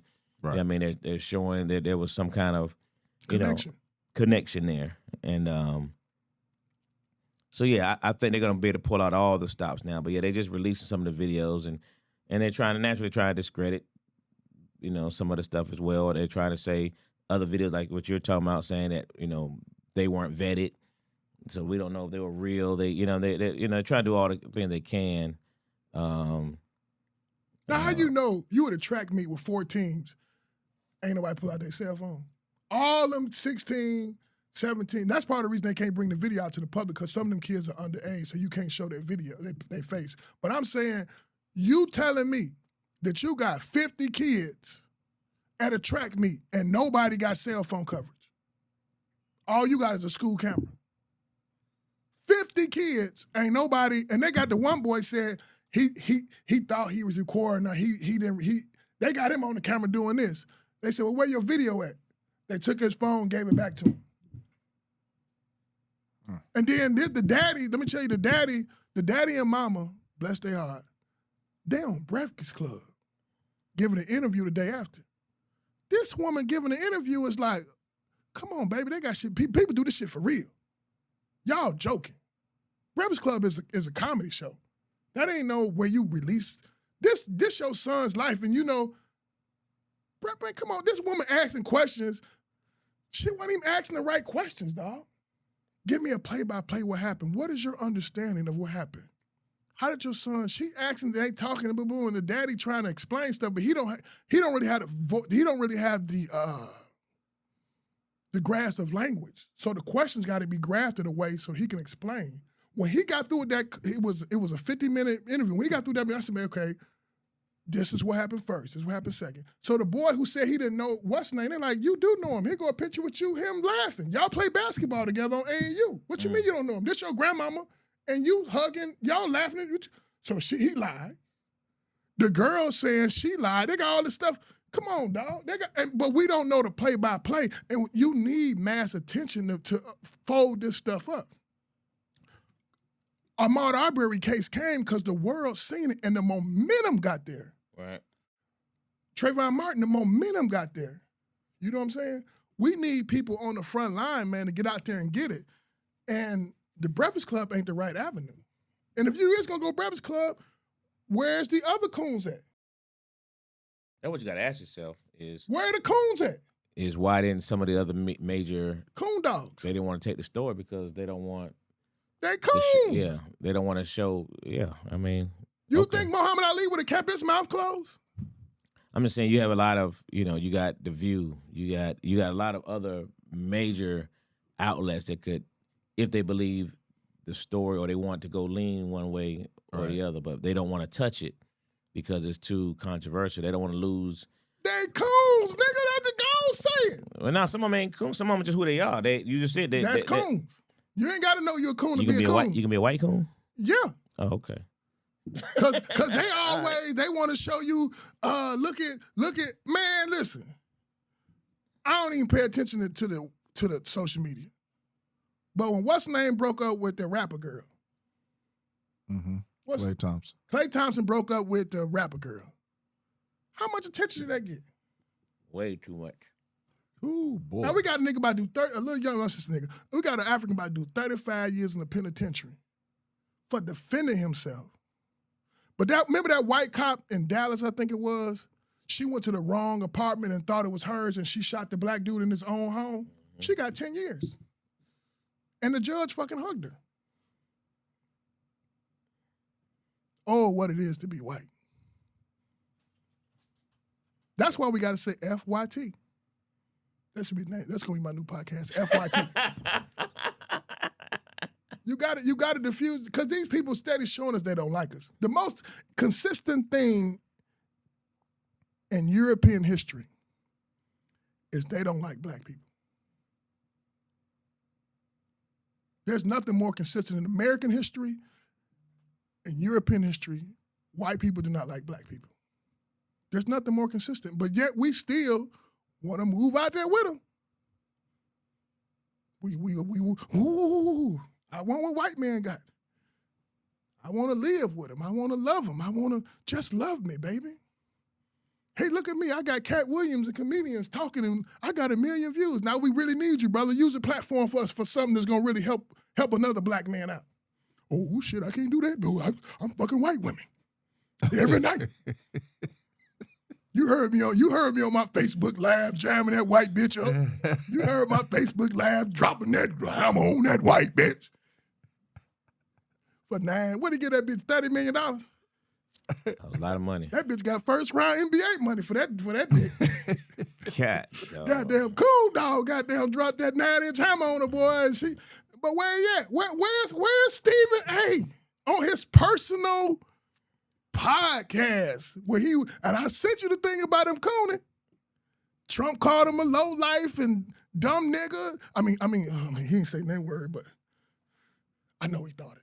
He said, I know he thought it. And here go, he's so stressed out. I'm not gonna respond to that. And he was on Fox with Hannon, cooning. He couldn't smile like the Joker. I love this good white man money. I got $250 million. You think I've been broke before. They fired me one time, but look at me now. If I just keep buck dancing and eating Bojangles chicken, I'm going to make it in this world. That's what Bojangles do. Man, how many people know who Bojangles is? Look up, Google Bojangles, and if you go get that chicken after you Google that, you a damn fool. Bojangles trained the richest actress in the world how to sing and dance. And this man had to dance to the day he died because he didn't have no money. And Bojangles out of North Carolina, too. Y'all remember Sambos?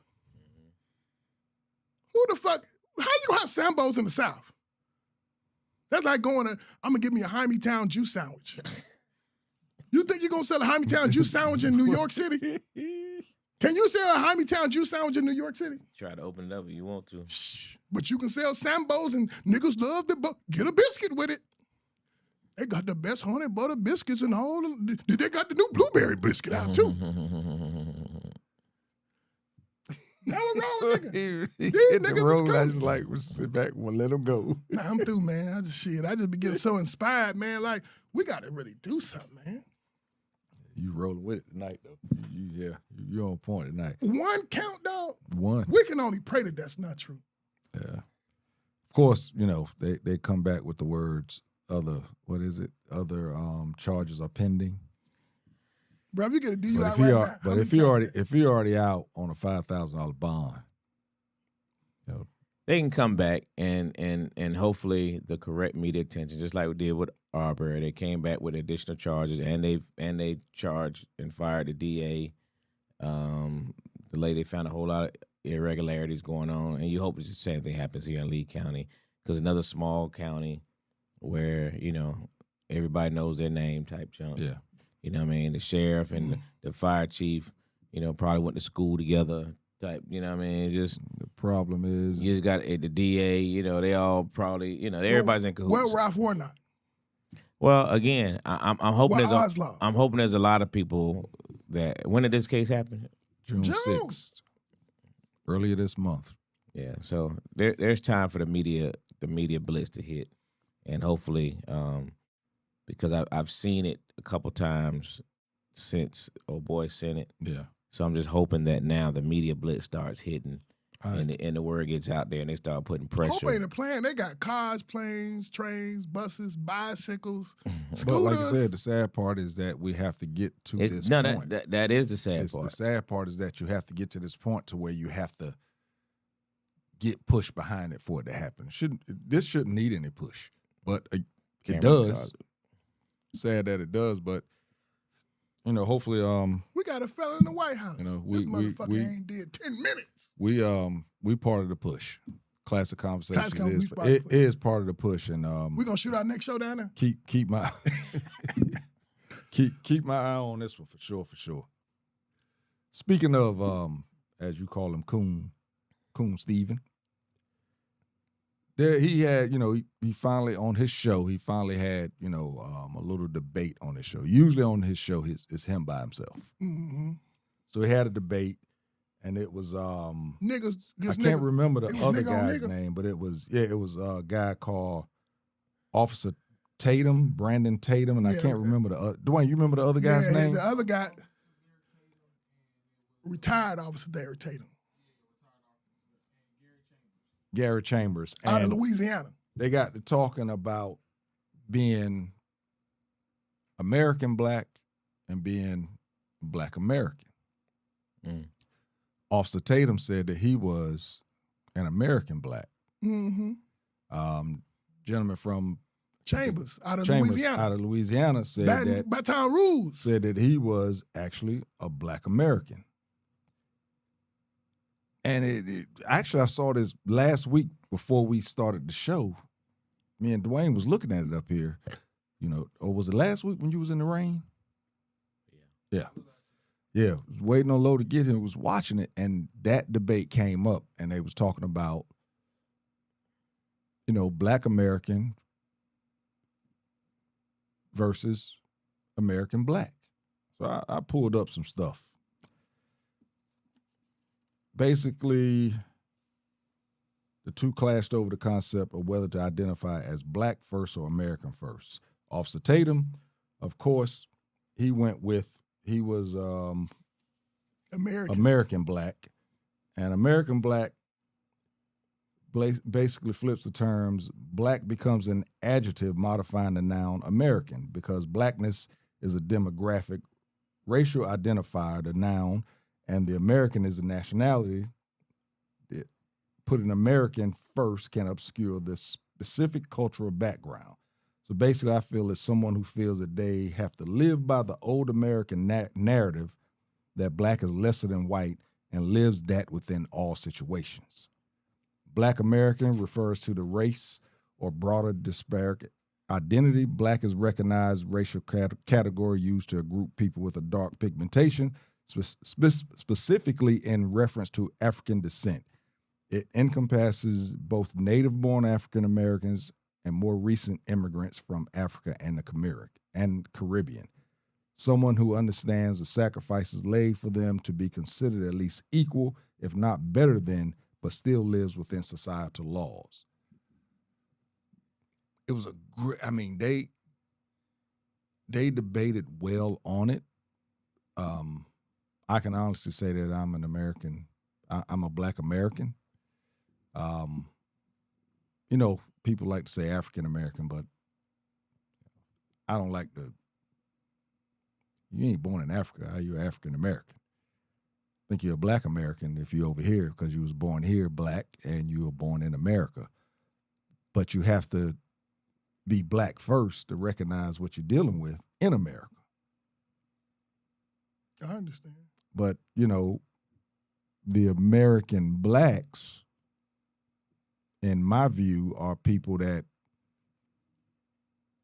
will accept the term of being lesser than and live that. So in other words, cowering or taking a step back to whiteness, whether it's on purpose or just by practice.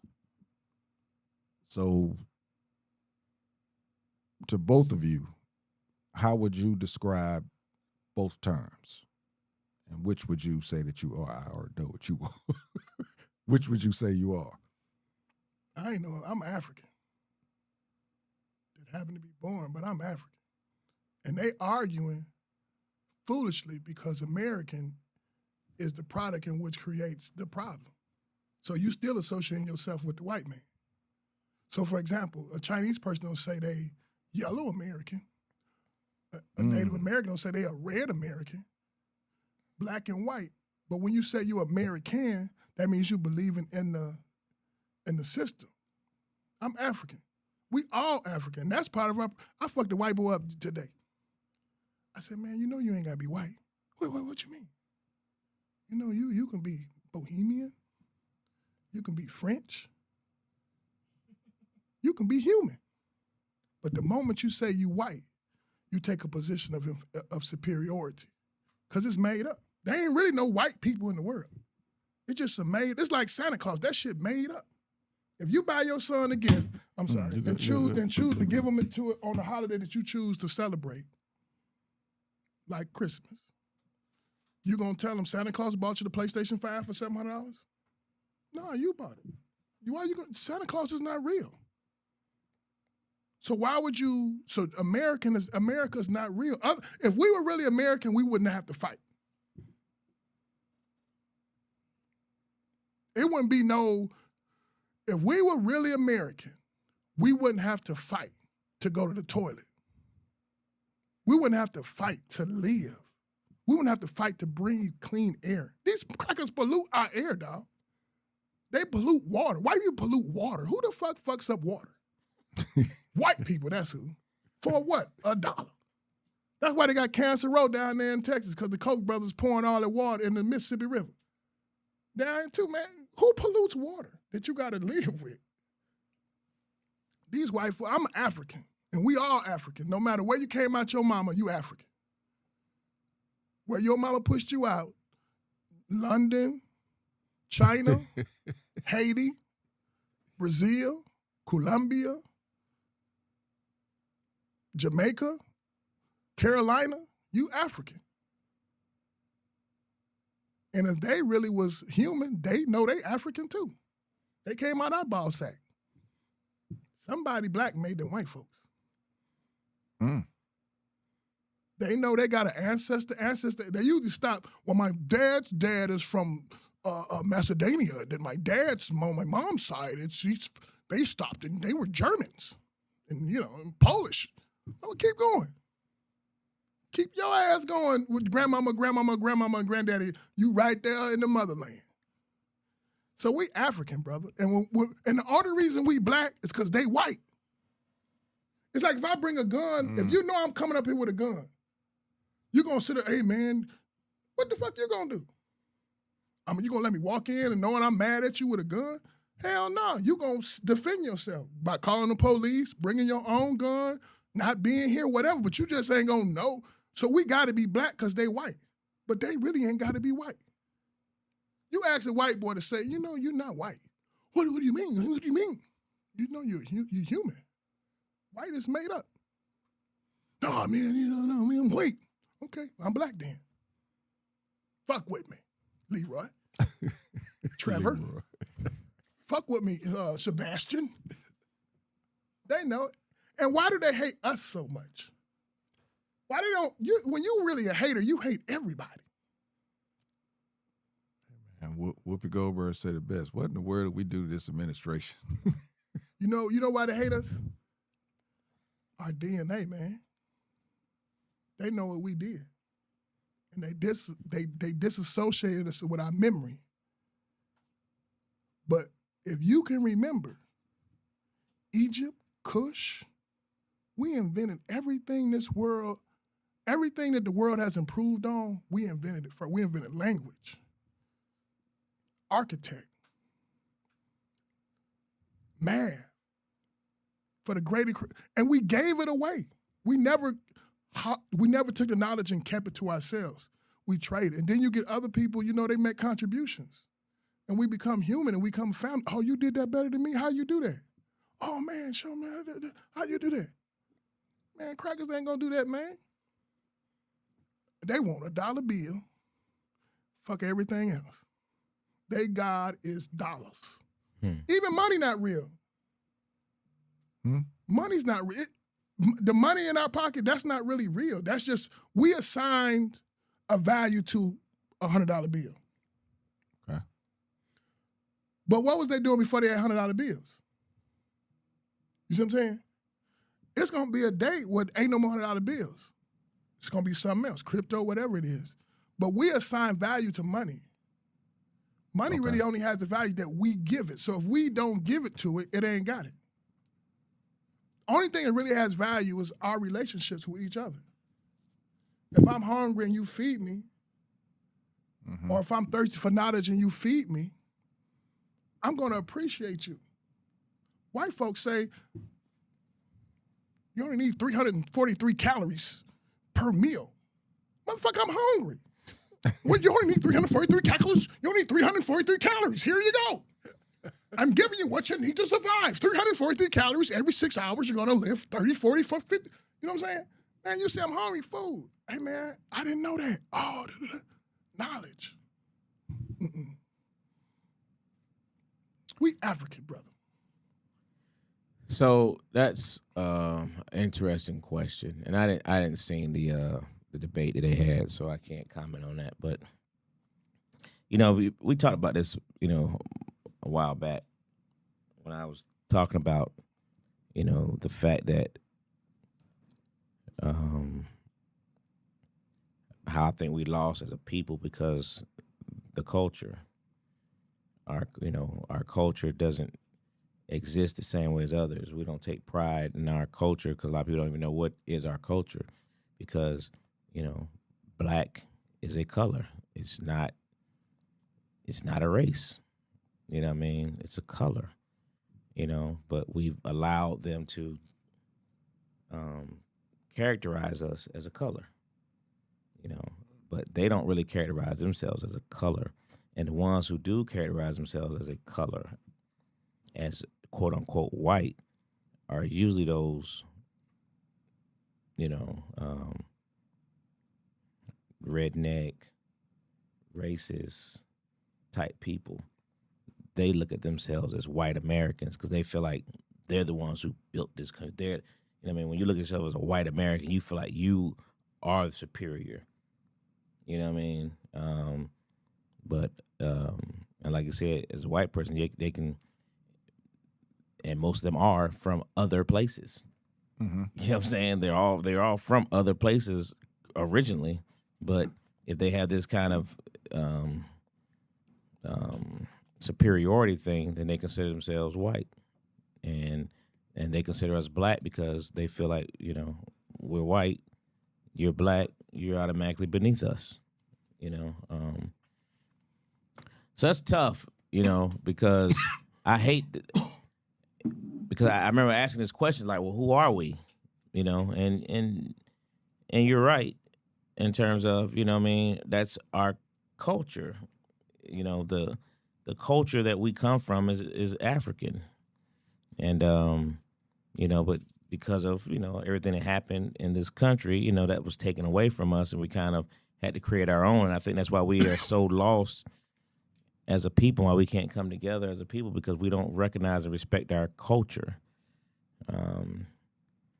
So, like I hate when you have to fill out things and it says, your race, and it says black. I put in other, nigga. Yeah, man. I write nigga on the other. When it say other, I put nigga in that motherfucker. 100%. I hate that junk. You know what I mean? I hate it that they do that. And then like for other people that say, black, white, other than Hispanic or something. You know what I mean? They be like, what? It asks, being someone that's filling out a lot of job applications, they actually ask you first, are you of Spanish or Mexican descent? Once you click no there, then the other one opens up, and it asks you if you're white, African American, and I can't even remember what the other ones were, but yeah, they They specifically ask you if you are of like a Asian, Spanish or Mexican descent, something like that. Yeah. They specifically ask you just in one sentence. Yes. And just in one sentence. Yes. And I've always wondered, like, why is it pointed just to that? And if you say no to that, then the other ones open up. It's the craziest thing. Yeah. Yeah, that's always, man. I don't like to consider. I don't like that black connotation. I really don't. You know what I mean? But and then you say, are you Black American or American Black? I mean, you know what I don't know about. I don't. Was it even an interesting argument? Because it just sounds dumb. No, it was. It didn't go long. It was interesting, but this is the problem with that. You got black on black. Yeah. When you see that brother, the other brother went viral talking about the kids, he go against that white boy. You ever see the kind of chubby dude? He from Nation of Islam. And he was talking about the kid was defending, if my father served this country too, and I take a knee when they do the American flag, man, I served this country. You know, he was to that. But anyway, to read Steve, and this the problem, he went black on white, black on black. It's almost like saying who better. You will never have you. How many times did you hear this story? Who better, Peyton Manning or Tom Brady? How often is that story given versus who's better, LeBron James or Michael Jordan or Kobe Bryant? That's the argument that can go on for a whole show. But you won't argue over who's better, Boomer Esiason or Jim Kelly. You know, you don't have these arguments like that. You see what I'm saying? You don't. Who's better, Larry Bird or Chris Mullin? You don't hear them arguments. They both make the dream team. You know what I'm saying? But you don't hear that. It's another way to keep us divided. It's divided, and the Coon Lord is doing it. Coon Stevens is putting it out there for everybody. He did another one, Isaiah Martin. Isaiah Martin was the one who went viral. Oh, he went viral a lot of times, but he ran for congressman in Texas and whatnot. Smooth brother. He be on CNN, whatnot. But, you know, he really hit him with facts. But still at the same time, bruh, and the reason why is black, African, we have not defined ourselves. Mm-hmm. Once we define ourselves, we can then build ourselves based upon our imagination of who we are. We don't believe in black genius. We don't believe collectively in a large enough pool in black genius. Otherwise, we wouldn't send our kids to white schools.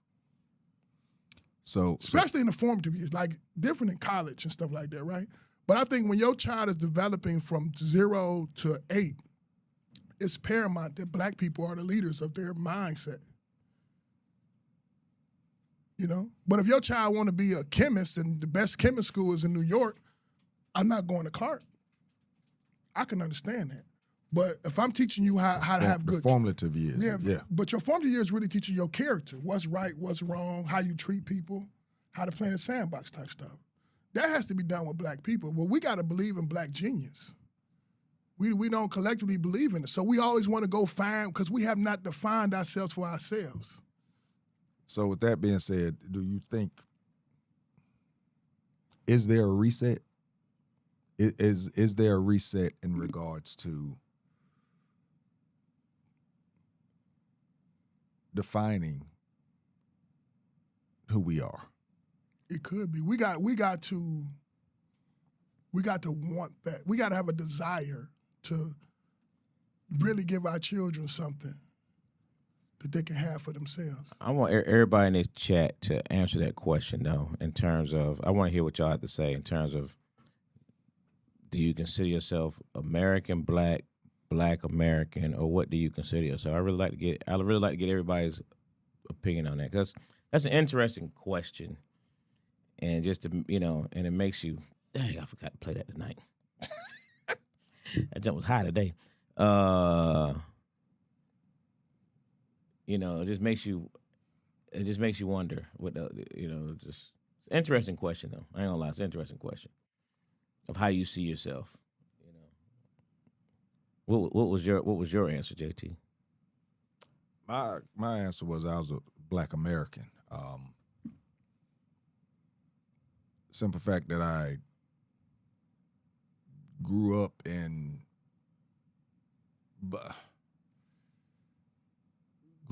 an area that was, I would say, 65 to 70% white.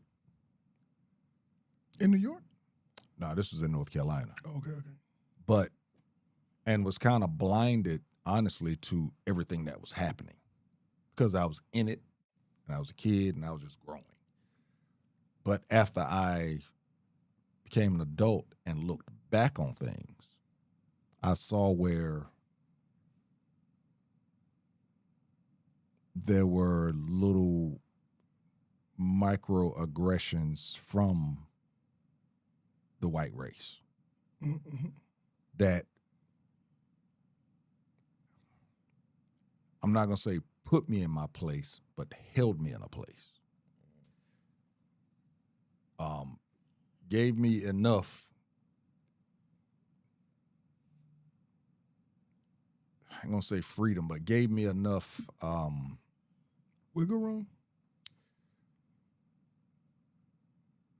Gave me enough room to feel that I had something that I was in it when actually what I was I was actually being accepted for a reason. Sports.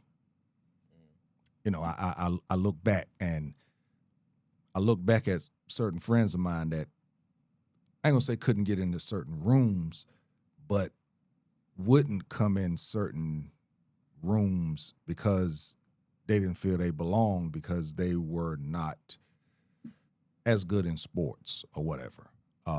Again, the friends that I had, it wasn't them. It was more, back then you dealt with parents. You dealt with the booster club and shit like that. And I look back on it and I see where they gave me just enough to make me feel like I was leading when actually all I was doing was doing what they needed for me to do to make them look better. And I didn't recognize that until I left and started meeting other people from different nationalities, different cities, different states or whatever, and was able to look back. Even just looking back at my scrapbook, I would look at it and look at, you know, I was all this and all that, but then I just got to thinking about it like, damn, I was all this and all that, but my college interest was held back from me from somebody that I thought that really cared for me, my football coach. You know, I found out later on that there was a box of letters that was for me. Hell, I was 2 years in the Army now. I found that out later when the one black coach that we had, Coach Hobbs, he left. And I never understood why he left until I actually came back and talked to him and found out why. He figured it out. And he left, and he actually went and coached. This man was a college baseball All-American at Fayetteville State University, was coaching football at my school. He left my school and went coached basketball at a predominantly black high school and won state championships. He wasn't a basketball coach, but because he was able to get to me, he was able to get around his, and that community helped build him to the point to where he was actually able to win. He was able to actually, you know, relate to them kids in a way that other coaches couldn't relate to me and all of the kids in my school, to where he was able to take them to a state championship, and he didn't have a basketball pedigree. It was just the way he was able to connect with them and relate with them to take them there. Looking back on that, I was like, wow. There were certain things that was there that now some of my friends will tell you, no, man, you was the most this and that in school. You were most popular. You was this, blah, blah, blah. That's because that's what they allowed me to believe and feel to make me feel okay with where I was. So, you know, the African part, I get what you're saying. and it's gonna have me within thought, real in regards to it. I've always felt that I was Black American because, again, you know, knowing the struggle that others have laid for us to be where we are, and still able to fight it in a way that I can, but at the same time, you know, being able to do it within, I hate to say it, societal laws. I mean, we have to do it within their framework. Well, we can actually create our own framework once we define ourselves, because we don't have to break a law to gather.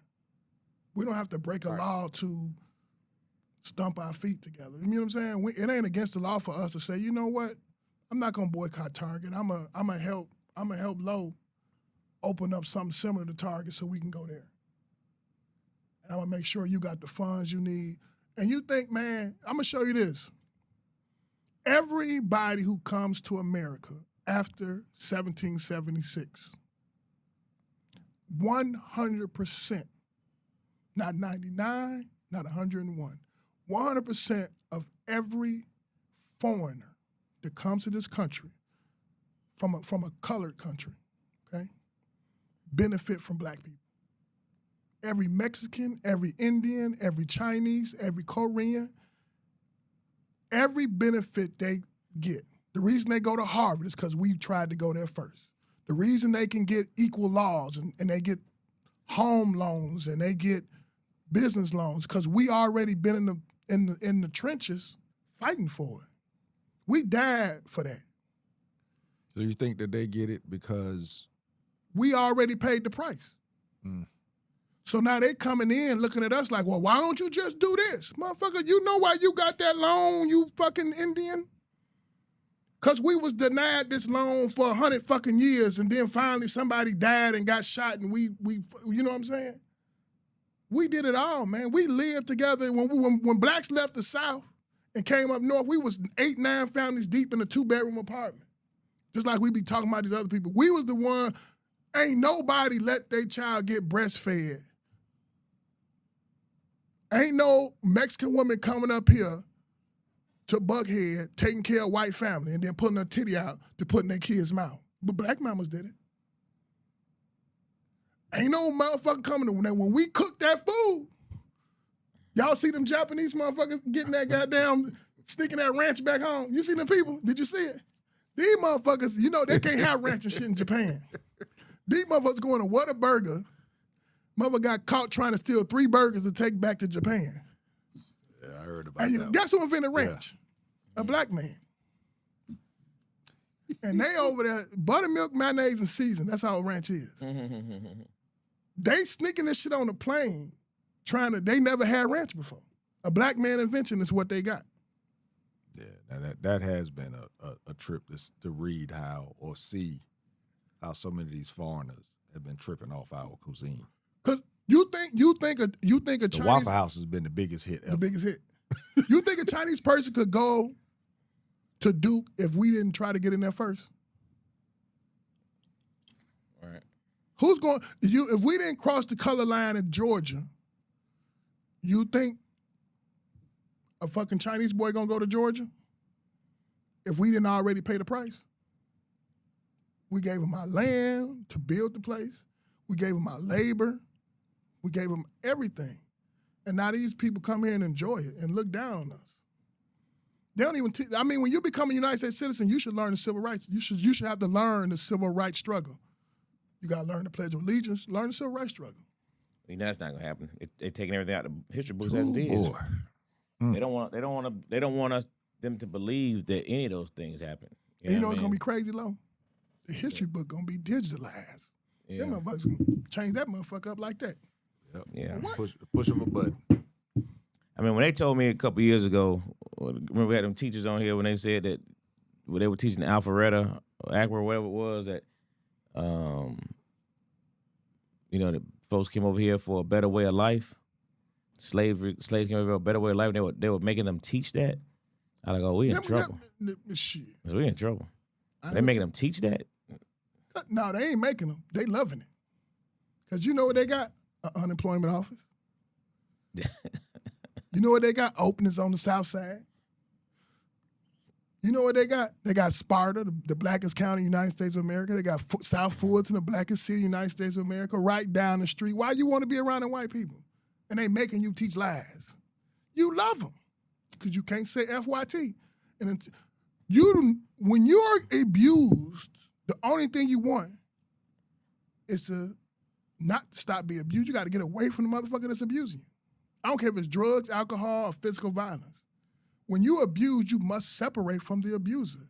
Heal yourself, answer questions, find your problems, find solutions, and then you can not interact once you're whole again with that person, with the boundaries. You see the top 5, Dwayne? That was a great, bro. What's the top 5? Childhood crush. Top 5 childhood crushes.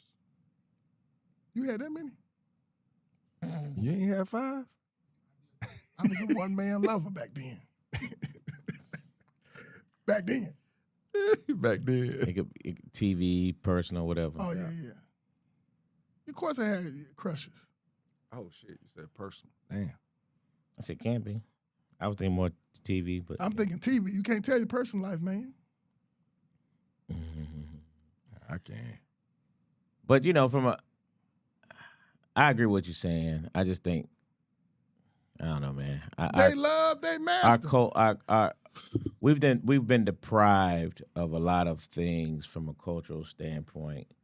You know, that you learn things as you get older because it's not taught. You know, we're taught so many lies, you know, in the history books. And, you know, and I've said this for a long time, man, I think our youth are deprived of the fact of how everything you were saying earlier about all the things that we've done from a cultural standpoint, and they don't know that it came from us. You know what I mean? When people heard of the Moors, I mean, I don't know how I was a grown man. You want to listen to Farrakhan? And as a kid, who listened to Farrakhan as a kid? Me? I feel like that nigga 9 years old. Yeah, not me. Yeah, you know I mean, I know what you're saying. I'm just saying you're not taught those things. I know exactly what you mean. Like the Haitian Revolution. Right. Okay, so I'm reading Jane Weldon Johnson's book, and he's talking about a guy named Wendell Phillips. The Haitian Revolution, 1804. 1865, Wendell Phillips argued with the United States government and say we should be able to fight for our own freedom like the Haitians did. He used the Haitian argument for that. Shit, they ran that motherfucker off, boy. Quick. They did. You know what you know about the Haitian Revolution? Right. What you know about freedom? Nigga, you got the freedom we give you. That's all you got. What more freedom you need? But, you know, Mom, the thing is, like I said earlier, those are cultures. Black is not a race, so it has no culture. Black has no culture. It's like I've said it. It's a strong word, but it feels like there's racism within our race. So, like I said, black is a color, but yet within black, it's all different shades of black, and those different shades actually has something against each shade. Well, Clarence Thomas, the darkest one. Look at him. But we don't know who we are. We're not connected to our history. We don't know who we are. So we're lost. Here's my point. You're right. That's my point. Black people invented pyramids that stand without a maintenance department. There's no structural damage to the pyramids in Egypt and Sudan. But those weren't the first pyramids. That's 500-600 years of trying to get it right. And then when they finally perfected, they made something so magnificent that it stands to this very moment. And they would not give dark, minute bowl-looking black people the credit. That's who they were. Egyptians were minute bowl black. And those pyramids stand without a maintenance department. There's no structural problems. They're going to wither from the weather because nothing lasts forever. But it's been 5,000 years to this point, and you still can go visit them. Right. African people committed that, made those things. When those so like a well-trained African student from an African culture in an African village can go 9 generations deep. 9 generations deep. That's what you by the griot, that's what you taught to understand. And we gotta understand the way we learn is from each other. We don't learn from books and teachers. So you can be, y'all saying it, y'all, when we grew up, y'all knew somebody that may not be getting to school, but you get that joker an engine in the garage and leave him alone. Your car gonna be running. Now, he may not know how to conjugate his verbs, but give him that engine in that room. You know, let the creativity come out. Stephen Toddler Boxer Smith. What's going on, McKinnon? What's Boxer Smith? I don't understand. Hey man, I'm thinking he talking about the little Stephen A. Smith that they have. You ain't never seen that? Yeah. Hey, well, your boy, he can go down there. He ain't doing nothing now. He broke. Floyd Mayweather can go down there and throw some money down there in Lee County. I don't know if he can throw some money. Well, maybe at the cash that he got, but ain't nothing in the bank, so he probably can't go get nothing. I bet you that's the worst feeling in the world, to have $1 billion in less than 20 years. In less than 20 years, nigga, you out here living like a motherfucker on 6 Chick-fil-A's. You out here living Chick-fil-A life. Like you own Chick-fil-A. Nigga, you just had $1 billion. Billion. With a B. Go anywhere in the world, people knew your name, and you living like the motherfucker that owns 2 Chick-fil-A's. Don't drink, don't do drugs. Where the hell you lose your money at? Bitches and stupidity. Hey, you know what, though? Must pay them girls good, because you don't hear too much about it. They got good. Man, Listen, dog, he paid them dudes around him, too. Do you know you would be a fool to be in his presence and not get his money? He giving it away. What the fuck I'm going to be broke for? He give it to everybody. Yeah, I've seen him in action. I was in Vegas one time, and I saw him. Dude got a cabana, and again, don't drink, but it's full of liquor, champagne, and everything. He hate himself, man. It's crazy. Yeah. I've seen him in action, and dude just he hate himself. Yeah. A lot of Trump hate himself, man. Trump 80 years old, man. This motherfucker can't even enjoy a day out with his kids. He hate himself, dog. That's why he always talk about, and whenever he bring up people's name in a negative way, he trying to steal their joy. He never brings it up like in a legitimate, well, he be trying to steal their joy. He hate himself. Hey, totally off topic, but did y'all see the speech that Michelle, when she introduced him? Bro. What she say, daddy? Bro. Hey, man. She's phenomenal, bro. That woman is phenomenal, man. That's why it pissed me off so bad that man disrespected her like that. That woman is. I mean, just gotta give her credit, bro. She's the way phenomenal. She spoke that man up. Maybe what's his name can fight him. Huh? Floyd can fight the white boy for Michelle. And now the place is already sold out for the rest of the year. Get to the center, the Obama Center. Already sold out. He said he Alaskan Native American. America never been done a single. I consider myself as an Alaskan Native.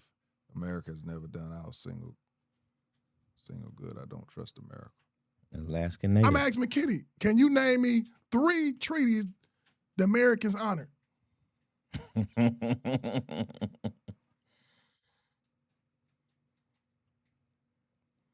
I don't know if I it's hard for me to remember back when I was a kid. One of them, I don't think I was a kid, but I'm going to keep it up here anyway. What's that? One of my crushes. You better go back to kids. Nigga, you married. You better say you was when you was a kid. I'm You don't be acting like Big Ticket when you get home. Look at what she did to my face. I just said I like the girl. I ain't never even... Attention Alaskan Natives. That's interesting.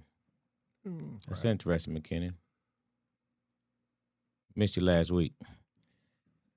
We good? Yeah. right. Get on to that top 5. Top 5, man. We're gonna go to our top 5. Your top 5 childhood crush. Your top 5 childhood crush. You may have seen on TV screen or whatever the case may be. Walking down the hallway. Or if it was just your girlfriend back as a child. Who's your top 5 childhood crush? D. Wayne? I forgot my notepad.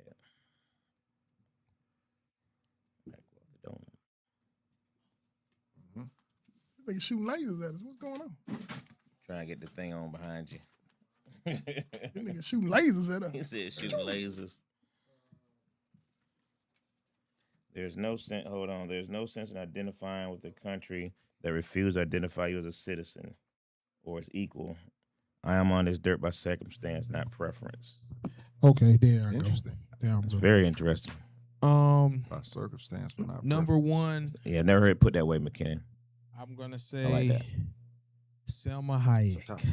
Who was that? Selma Hayek. Damn. Who was that? She been I bad a watched long time, Yeah, too. yeah. I Yeah. used to watch Desperado. Yeah. She was in Desperado. Yeah, she And been, From Dusk to Dawn. Number 2, Rosie Perez. Mm. White Man Can't Jump. I was gonna say do the right thing, man. She was in Do the Right Thing. Yeah, too, we ain't gonna but say I White liked Man her. I Can't liked Jump. her. I liked her in You ain't, we ain't see that, but we do the right thing. Okay, I got you. Do the Right Thing. You got an 8 head. All right. Number 3, Megan Good. Boy. Yeah. Us My and cousin Megan Good. Skeeter. I'm still crushing on her. Yeah, I love my cousin Grown Skeeter. ass old man. Yeah. You said. That's 3. Number 4. This is gonna be kind of weird, but Ashley and Hillary Banks. I like both of them. Who was that? Damn. Fresh Prince of Fresh Bel-Air. Prince of Bel-Air. I like both of them. Like Ashley? And Hillary. I like the dark skinned Ashley and I like light skinned Hillary. I like both of them. I like the dingy one. That's the mama. And I like the daughters. The daughters. Both of them. the one that can sing.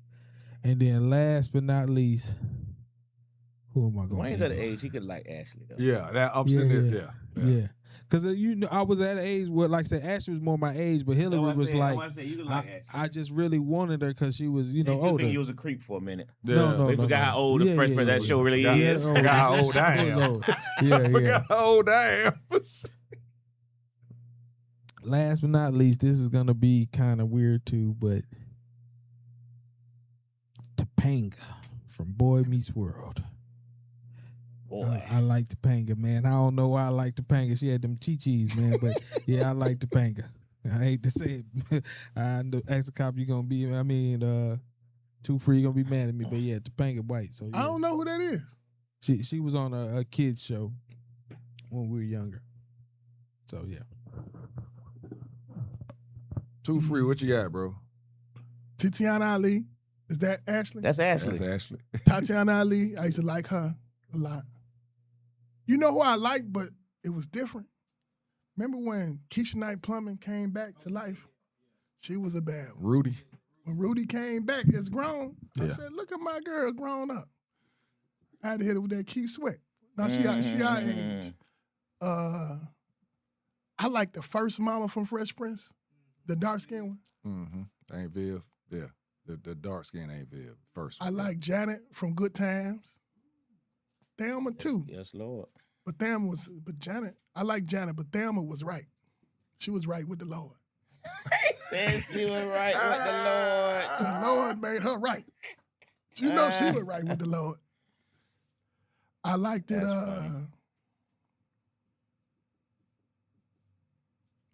Tatiana Ali.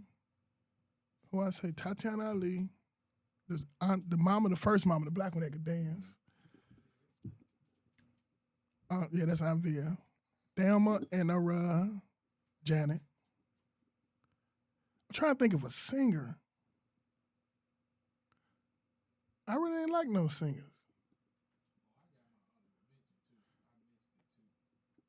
I remember I liked Buffy the Body for a minute.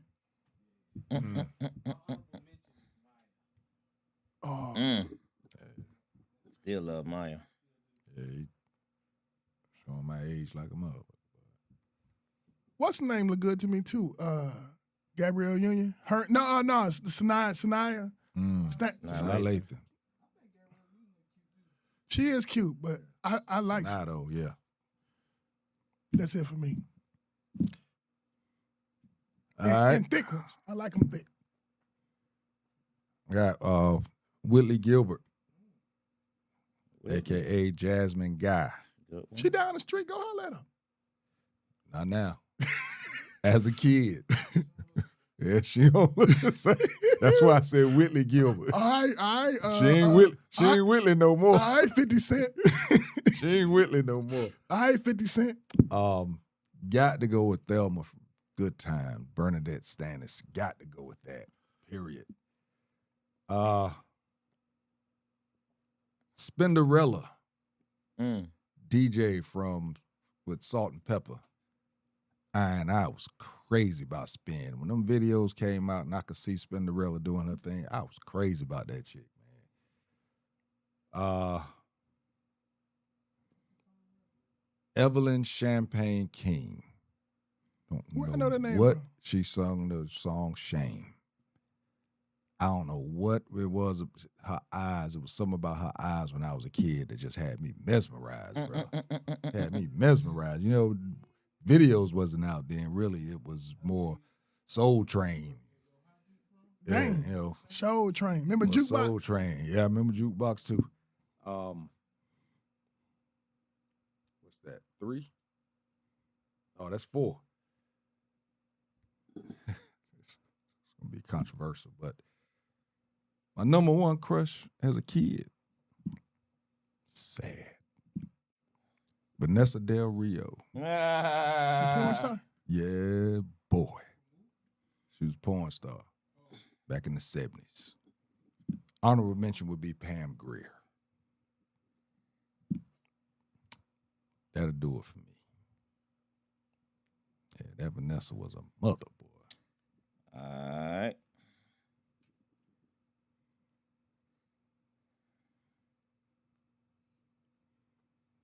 Ty Vick has Jane Kennedy.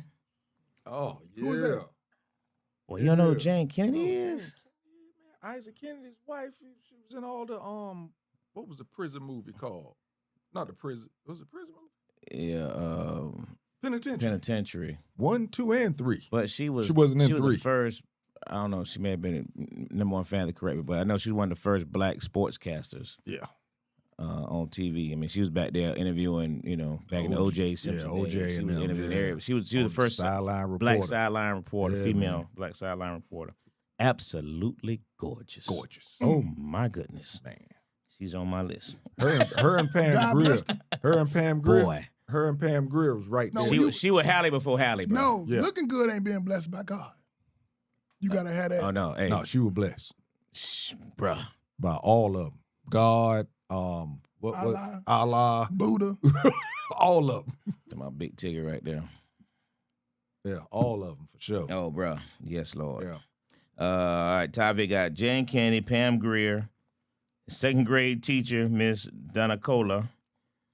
I got one of my teachers on mine too, Ty. I understand. I ain't got no teacher. Thelma from Good Times and Vanessa Del Rio. That Vanessa boy as a kid. My mom said she can't go there. She's going to leave that one alone. Understood. Frank got Sheila E. and Crush Groove. Yeah, I remember her. Apollonia. Michelle Obama. She was not your childhood crush, boy. Vanessa Del Rio. Daisy Duke. And Michael and JJ's sister, Thelma. Forgot about Daisy Duke. McKinnon says Topanga. Yes. Not gonna lie, I like Grace Jones. Yeah, you ain't the only one. A lot of folk like Grace Jones. Yeah, dude. Just such a unique presence. I don't like. Ooh, I don't like. No, I like women who think have a chance of taking me in a fight. That's funny. Where you at, B? Where you at, man? I'm looking for your list. I forgot one. What you got? I was so in love. The model. Which one? Iman? No, the model used to do the walk. She had TV. What's her name? No, she had no TV. Oh. She's straight model. She married the Russian dude. She was married 3 or 4 times. She be with Dave Chappelle all the time. Tall, dark. Her mama fine too. Damn, I just had her name in my head. I ain't sure who you talking about now. You know what I'm talking about. The finest one, Naomi Campbell. Oh. yeah. Okay. I forgot about her. Naomi Campbell. I liked her for some years. Mm-hmm. Yeah. That's a good like. She's still fine. Yeah.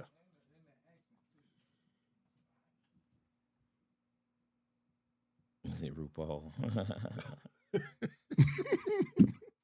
So, I see Vanessa Del Rio done made a couple Vanessa lists. made a couple lists. Yeah, See that? man. As a kid, boy, she was woo. I definitely, of course, Thelma, for sure. Jane Kennedy was on my list. My third grade teacher, Miss Maldonado, just beautiful. Lark Voorhees Ooh, yeah. Who was that? Martin Lawrence's wife. played a Saved by the Bell. Yeah. Beautiful. And she married Martin Lawrence. Did she marry him? Or they were together I know for they a were while. together for a minute. Yeah. Oh, yeah, she fine. She African. And what's the other one? She went crazy though. Started talking, huh? Oh, Not Maya Stacey Campbell. Dash. Stacey Dash. Ooh-wee. Boy, I was in love with Stacey Dash. Oh my stars. She apologized. She ain't back. She back home. She back on. She apologized. Hey, Stacey Yeah, Dash is man. flat out gorgeous. Boy, when she was in that movie with them Wayans boys, Oh man. the ice cream, whatever.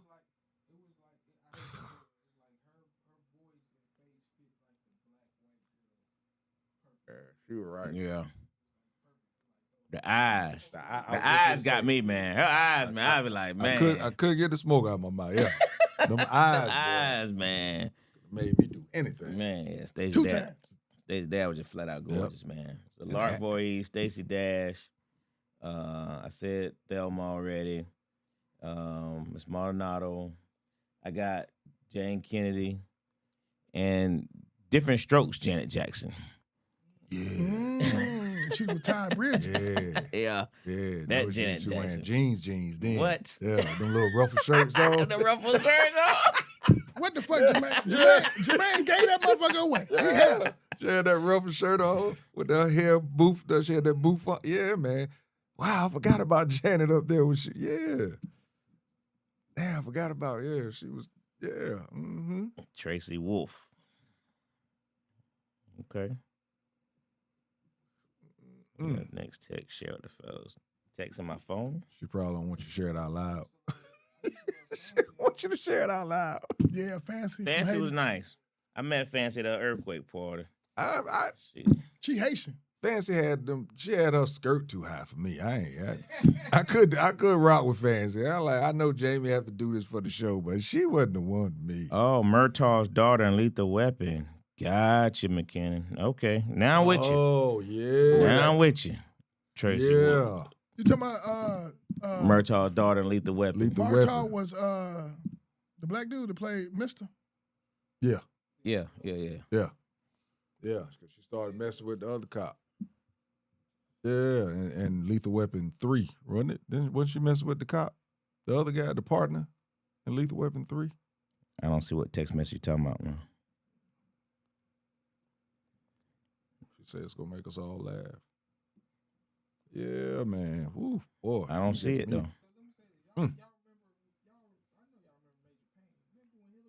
Oh, yeah. Hillary looked good in Major Payne now. Yeah. Now, you're right. Yeah, I thought when she was in Major Payne that was going to get her more roles because on Fresh Prince she played that ditzy chick and she was kind of like typecast, but didn't happen for her. But yeah, Fancy, man, even now Fancy is in some other shows. Was Jada Pinkett hitting it for y'all when she first started? I did like Jada. I like Jada on a Different World. Yeah. Different World, I like Jada. Yeah, I like Jada on Different World. Yeah. She was a little hood chick. I agree. Yeah. I Your agree. little hood chick in different world, yeah. There go your text message. I like the doctor girl on in Different World. Oh yeah, Kim a little thicker. Ooh, boy. Yes, she was. Yes, she was. Yeah, when Whitley rolled out there, I was in my light girl phase. Crazy. I'm married to a light skinned girl now, but yeah. But yeah, that was my light skin, long hair phase back then, boy. So, You know, I remember watching Superfly, and he had that girl in that bathtub. two of them. Nah, that's the old. I'm talking about with Ryan O'Neal. That's what I'm talking about. He had two in the bath. He had two in the bathtub. No, he didn't. He White had a girl and girl. a black girl. No, the white girl was in there. And, I'm thinking Shaft is one that had the two no, girls. he had the two girls, but that was the remix. Oh, no. I'm talking about I'm talking about the original. Yeah. He had what was the name? Coffee? Coffee. Yeah, baby, I got a plan for you. I'm about to get out the game. Nigga, you better come on, nigga. Nigga, Yeah. all the cocaine you want, big screen, TV, 8-track, nigga, you better come on in. What you mean you trying to get out? Right. She was like, no, we ain't going nowhere. Better stay. I like when you talk about the white girls though. I do like the one from Married with Children. Ooh, Kelly. Forgot about her. Kelly was What nice. What was the girl Kelly was nice. when we was growing up? Yeah, Kelly was. Yeah. Hell, I see Peg it. wasn't bad. With them tights on. Peggy Bundy wasn't bad. When I think about it. Shit, Peg was a cougar Melissa, before what was her cougars name? was Melissa out. something. I think she was in what's the one with Tony Danza Who's the boss? and the girl, his daughter, somebody in there? Oh, Yeah. Oh. Moreno. Oh, Melissa yeah. Alyssa She was Moreno. nice. Oh, she was nice. Yeah, because when I yeah, liked Melissa her, Milano. Yeah, I love. Yeah, she But- was really nice. Didn't she play? She put me in mind. She was a white Stacey Dash to me. That's how good she looked to me. played some. Stacey Dash. She was a white Stacey Dash to me. I mean, that's how I looked at Melissa. That's Melissa the Milano. brain. Little she- brain don't know the difference. No, yeah. Yeah. I'm talking about she was beautiful though. No, I agree. Charm, yes sir. Yeah. I never even cared with Charm. Only time I watched Charm if I saw her on there. Yeah, I love In watching the her. morning, I used to wake up to it.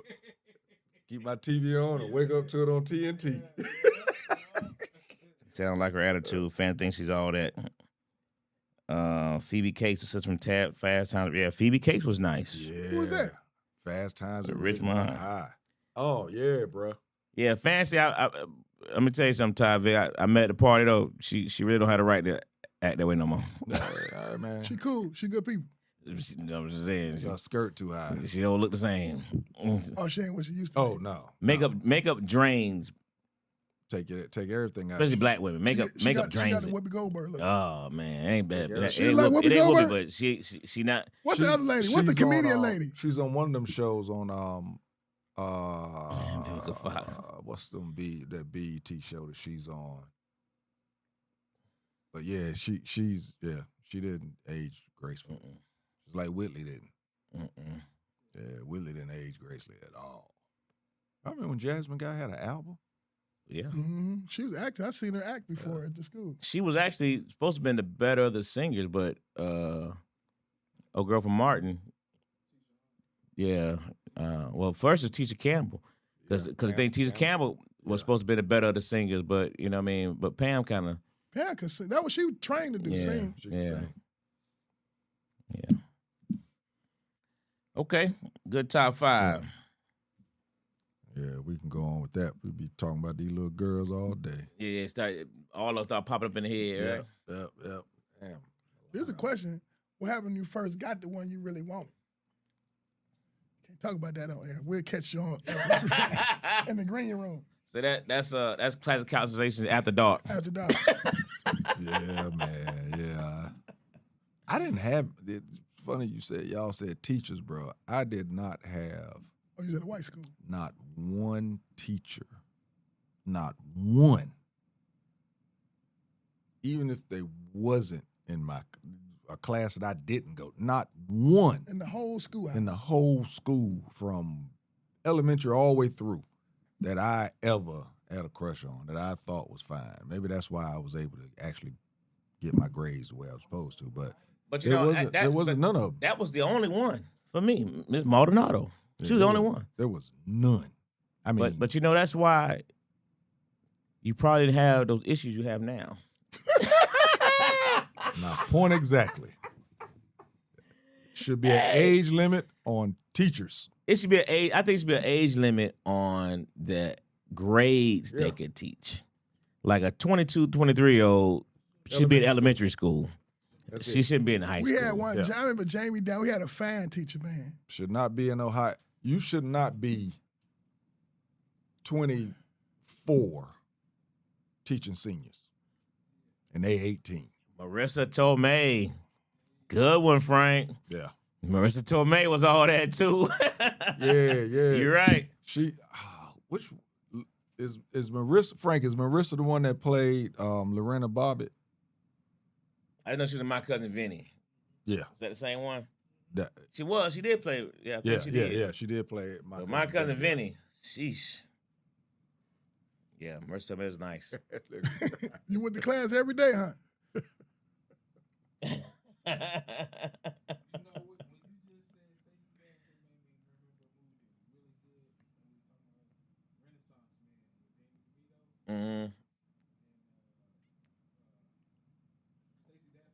Stacey Dash was in there, yeah.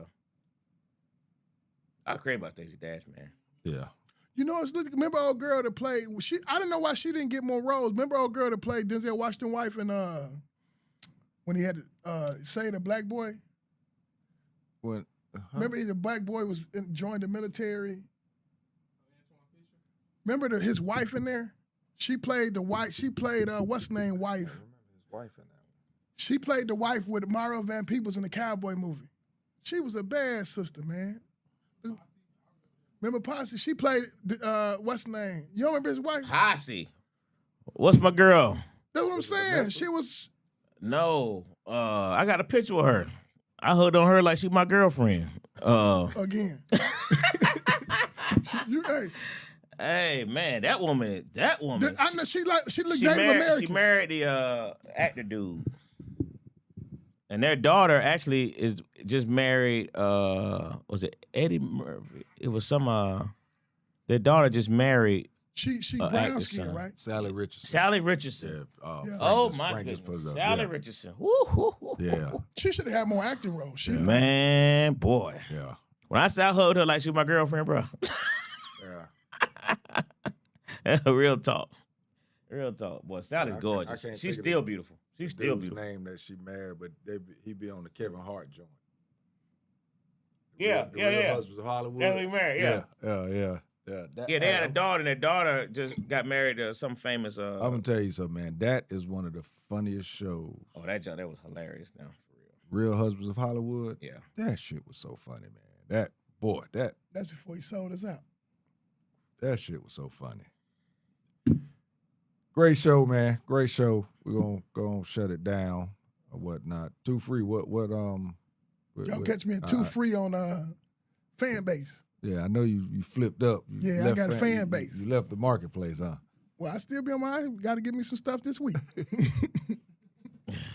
That's my jam. Put my. Hey, I'm pro-black. Hey, listen. She saw the picture, Mom. She saw it. You know what I mean?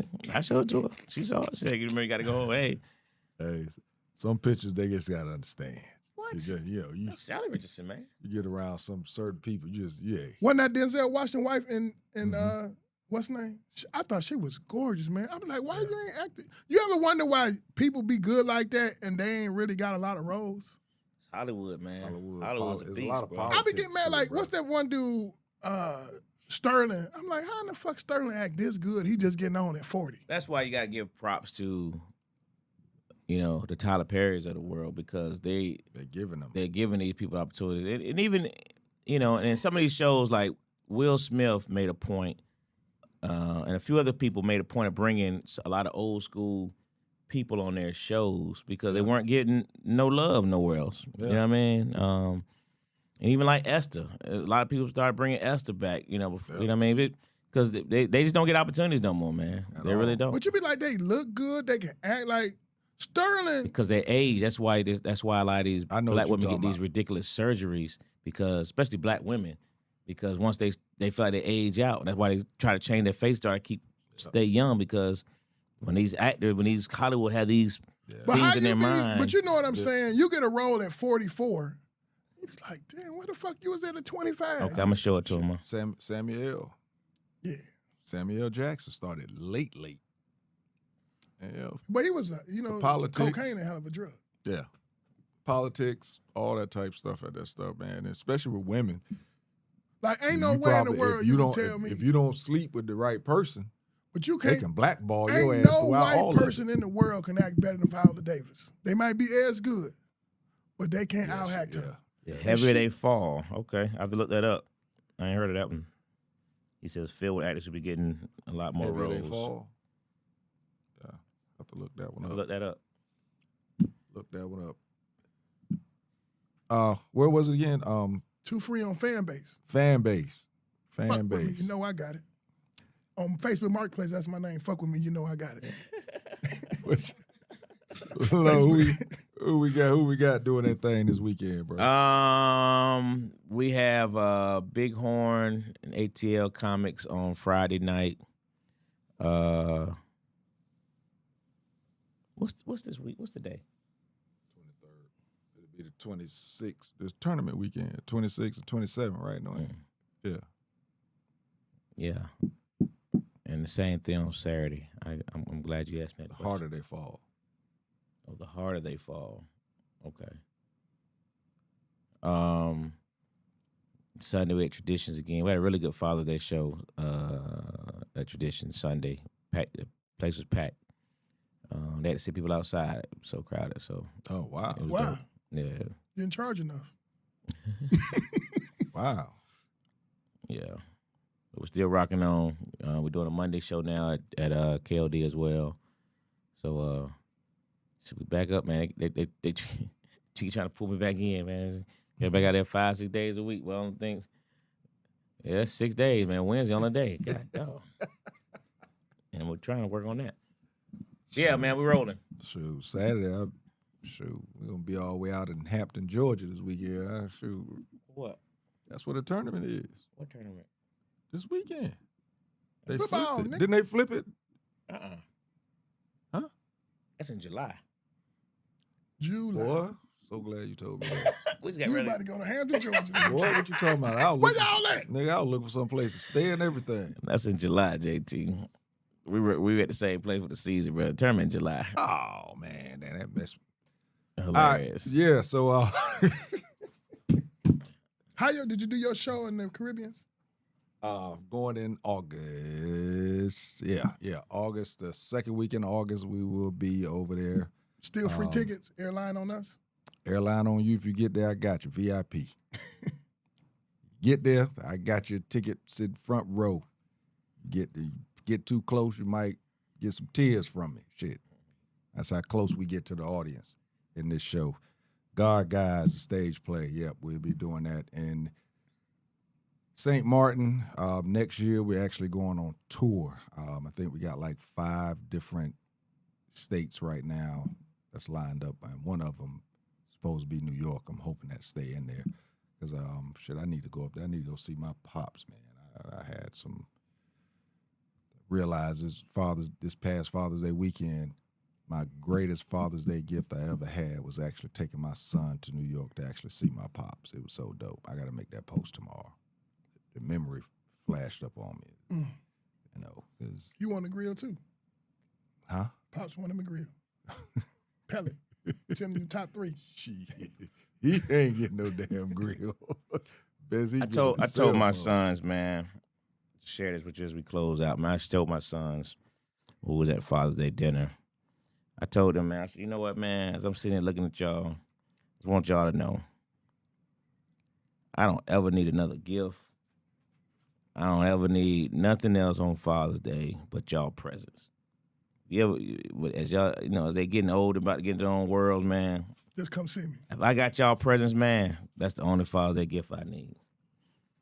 But, my boy Aspen said, duly noted, Dad, But when I start making this money, you still gonna get your gift. I appreciate that, son. But I meant that, John, though, man. I ain't got that point yet with my son. One of your sons. I paid child support. He got a little bit, a couple more gifts to give. But his presence, military, so I know he can't be around. But just the feeling of knowing that you did right when your child is doing right, and there's no. Every now and then it hit me, when I see other kids, certain things happening. You know what I'm saying, and. You produce a good person. To know that yours is doing fine, doing what he's supposed to do. And I did it, I ain't going to say part-time because it was full-time, but he wasn't under my roof. But he still have a lot of the values because he still remind me, Dad, I remember when you told me such and such. I was over at somebody's house and I remember you told me yada, yada, yada. So, yeah, those are some great Father's Day moments just thinking about, that your child is doing great. But yeah, God Guides a Stage Play. You get your ticket. I got you. You get your airline ticket and also get your own hotel. You don't have to pay for your food too. Might be able to get you a meal, but small meal. But yeah, if you want to come through, let me know. I got your ticket for sure. Dates is in August. I will have the exact. I should have pulled it up tonight, but I ain't feel like going through my phone and tipping too many things. Other than that, I'm not doing too much right now. Still waiting on Country Wayne to give me a call back. They actually called me this week. Old girl called me this week. My partner in the joint, she called me. So she said this should be ramping up. So we'll see what happens with that. Yeah, that's going to do it, man. That's going to do it next week. You coming back through next week? I should be able to. I'm out for a couple months.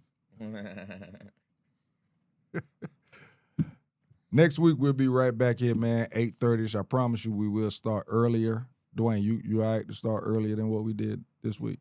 All right. And we're going to end earlier, too, because it's crazy. Boy, what you talking about? You ain't got no job, nigga. You stay up to 5 o'clock every day. I do. Look, I'll be up to 3:30. Hey, look, the crazy thing is we started top 5 at 11:20.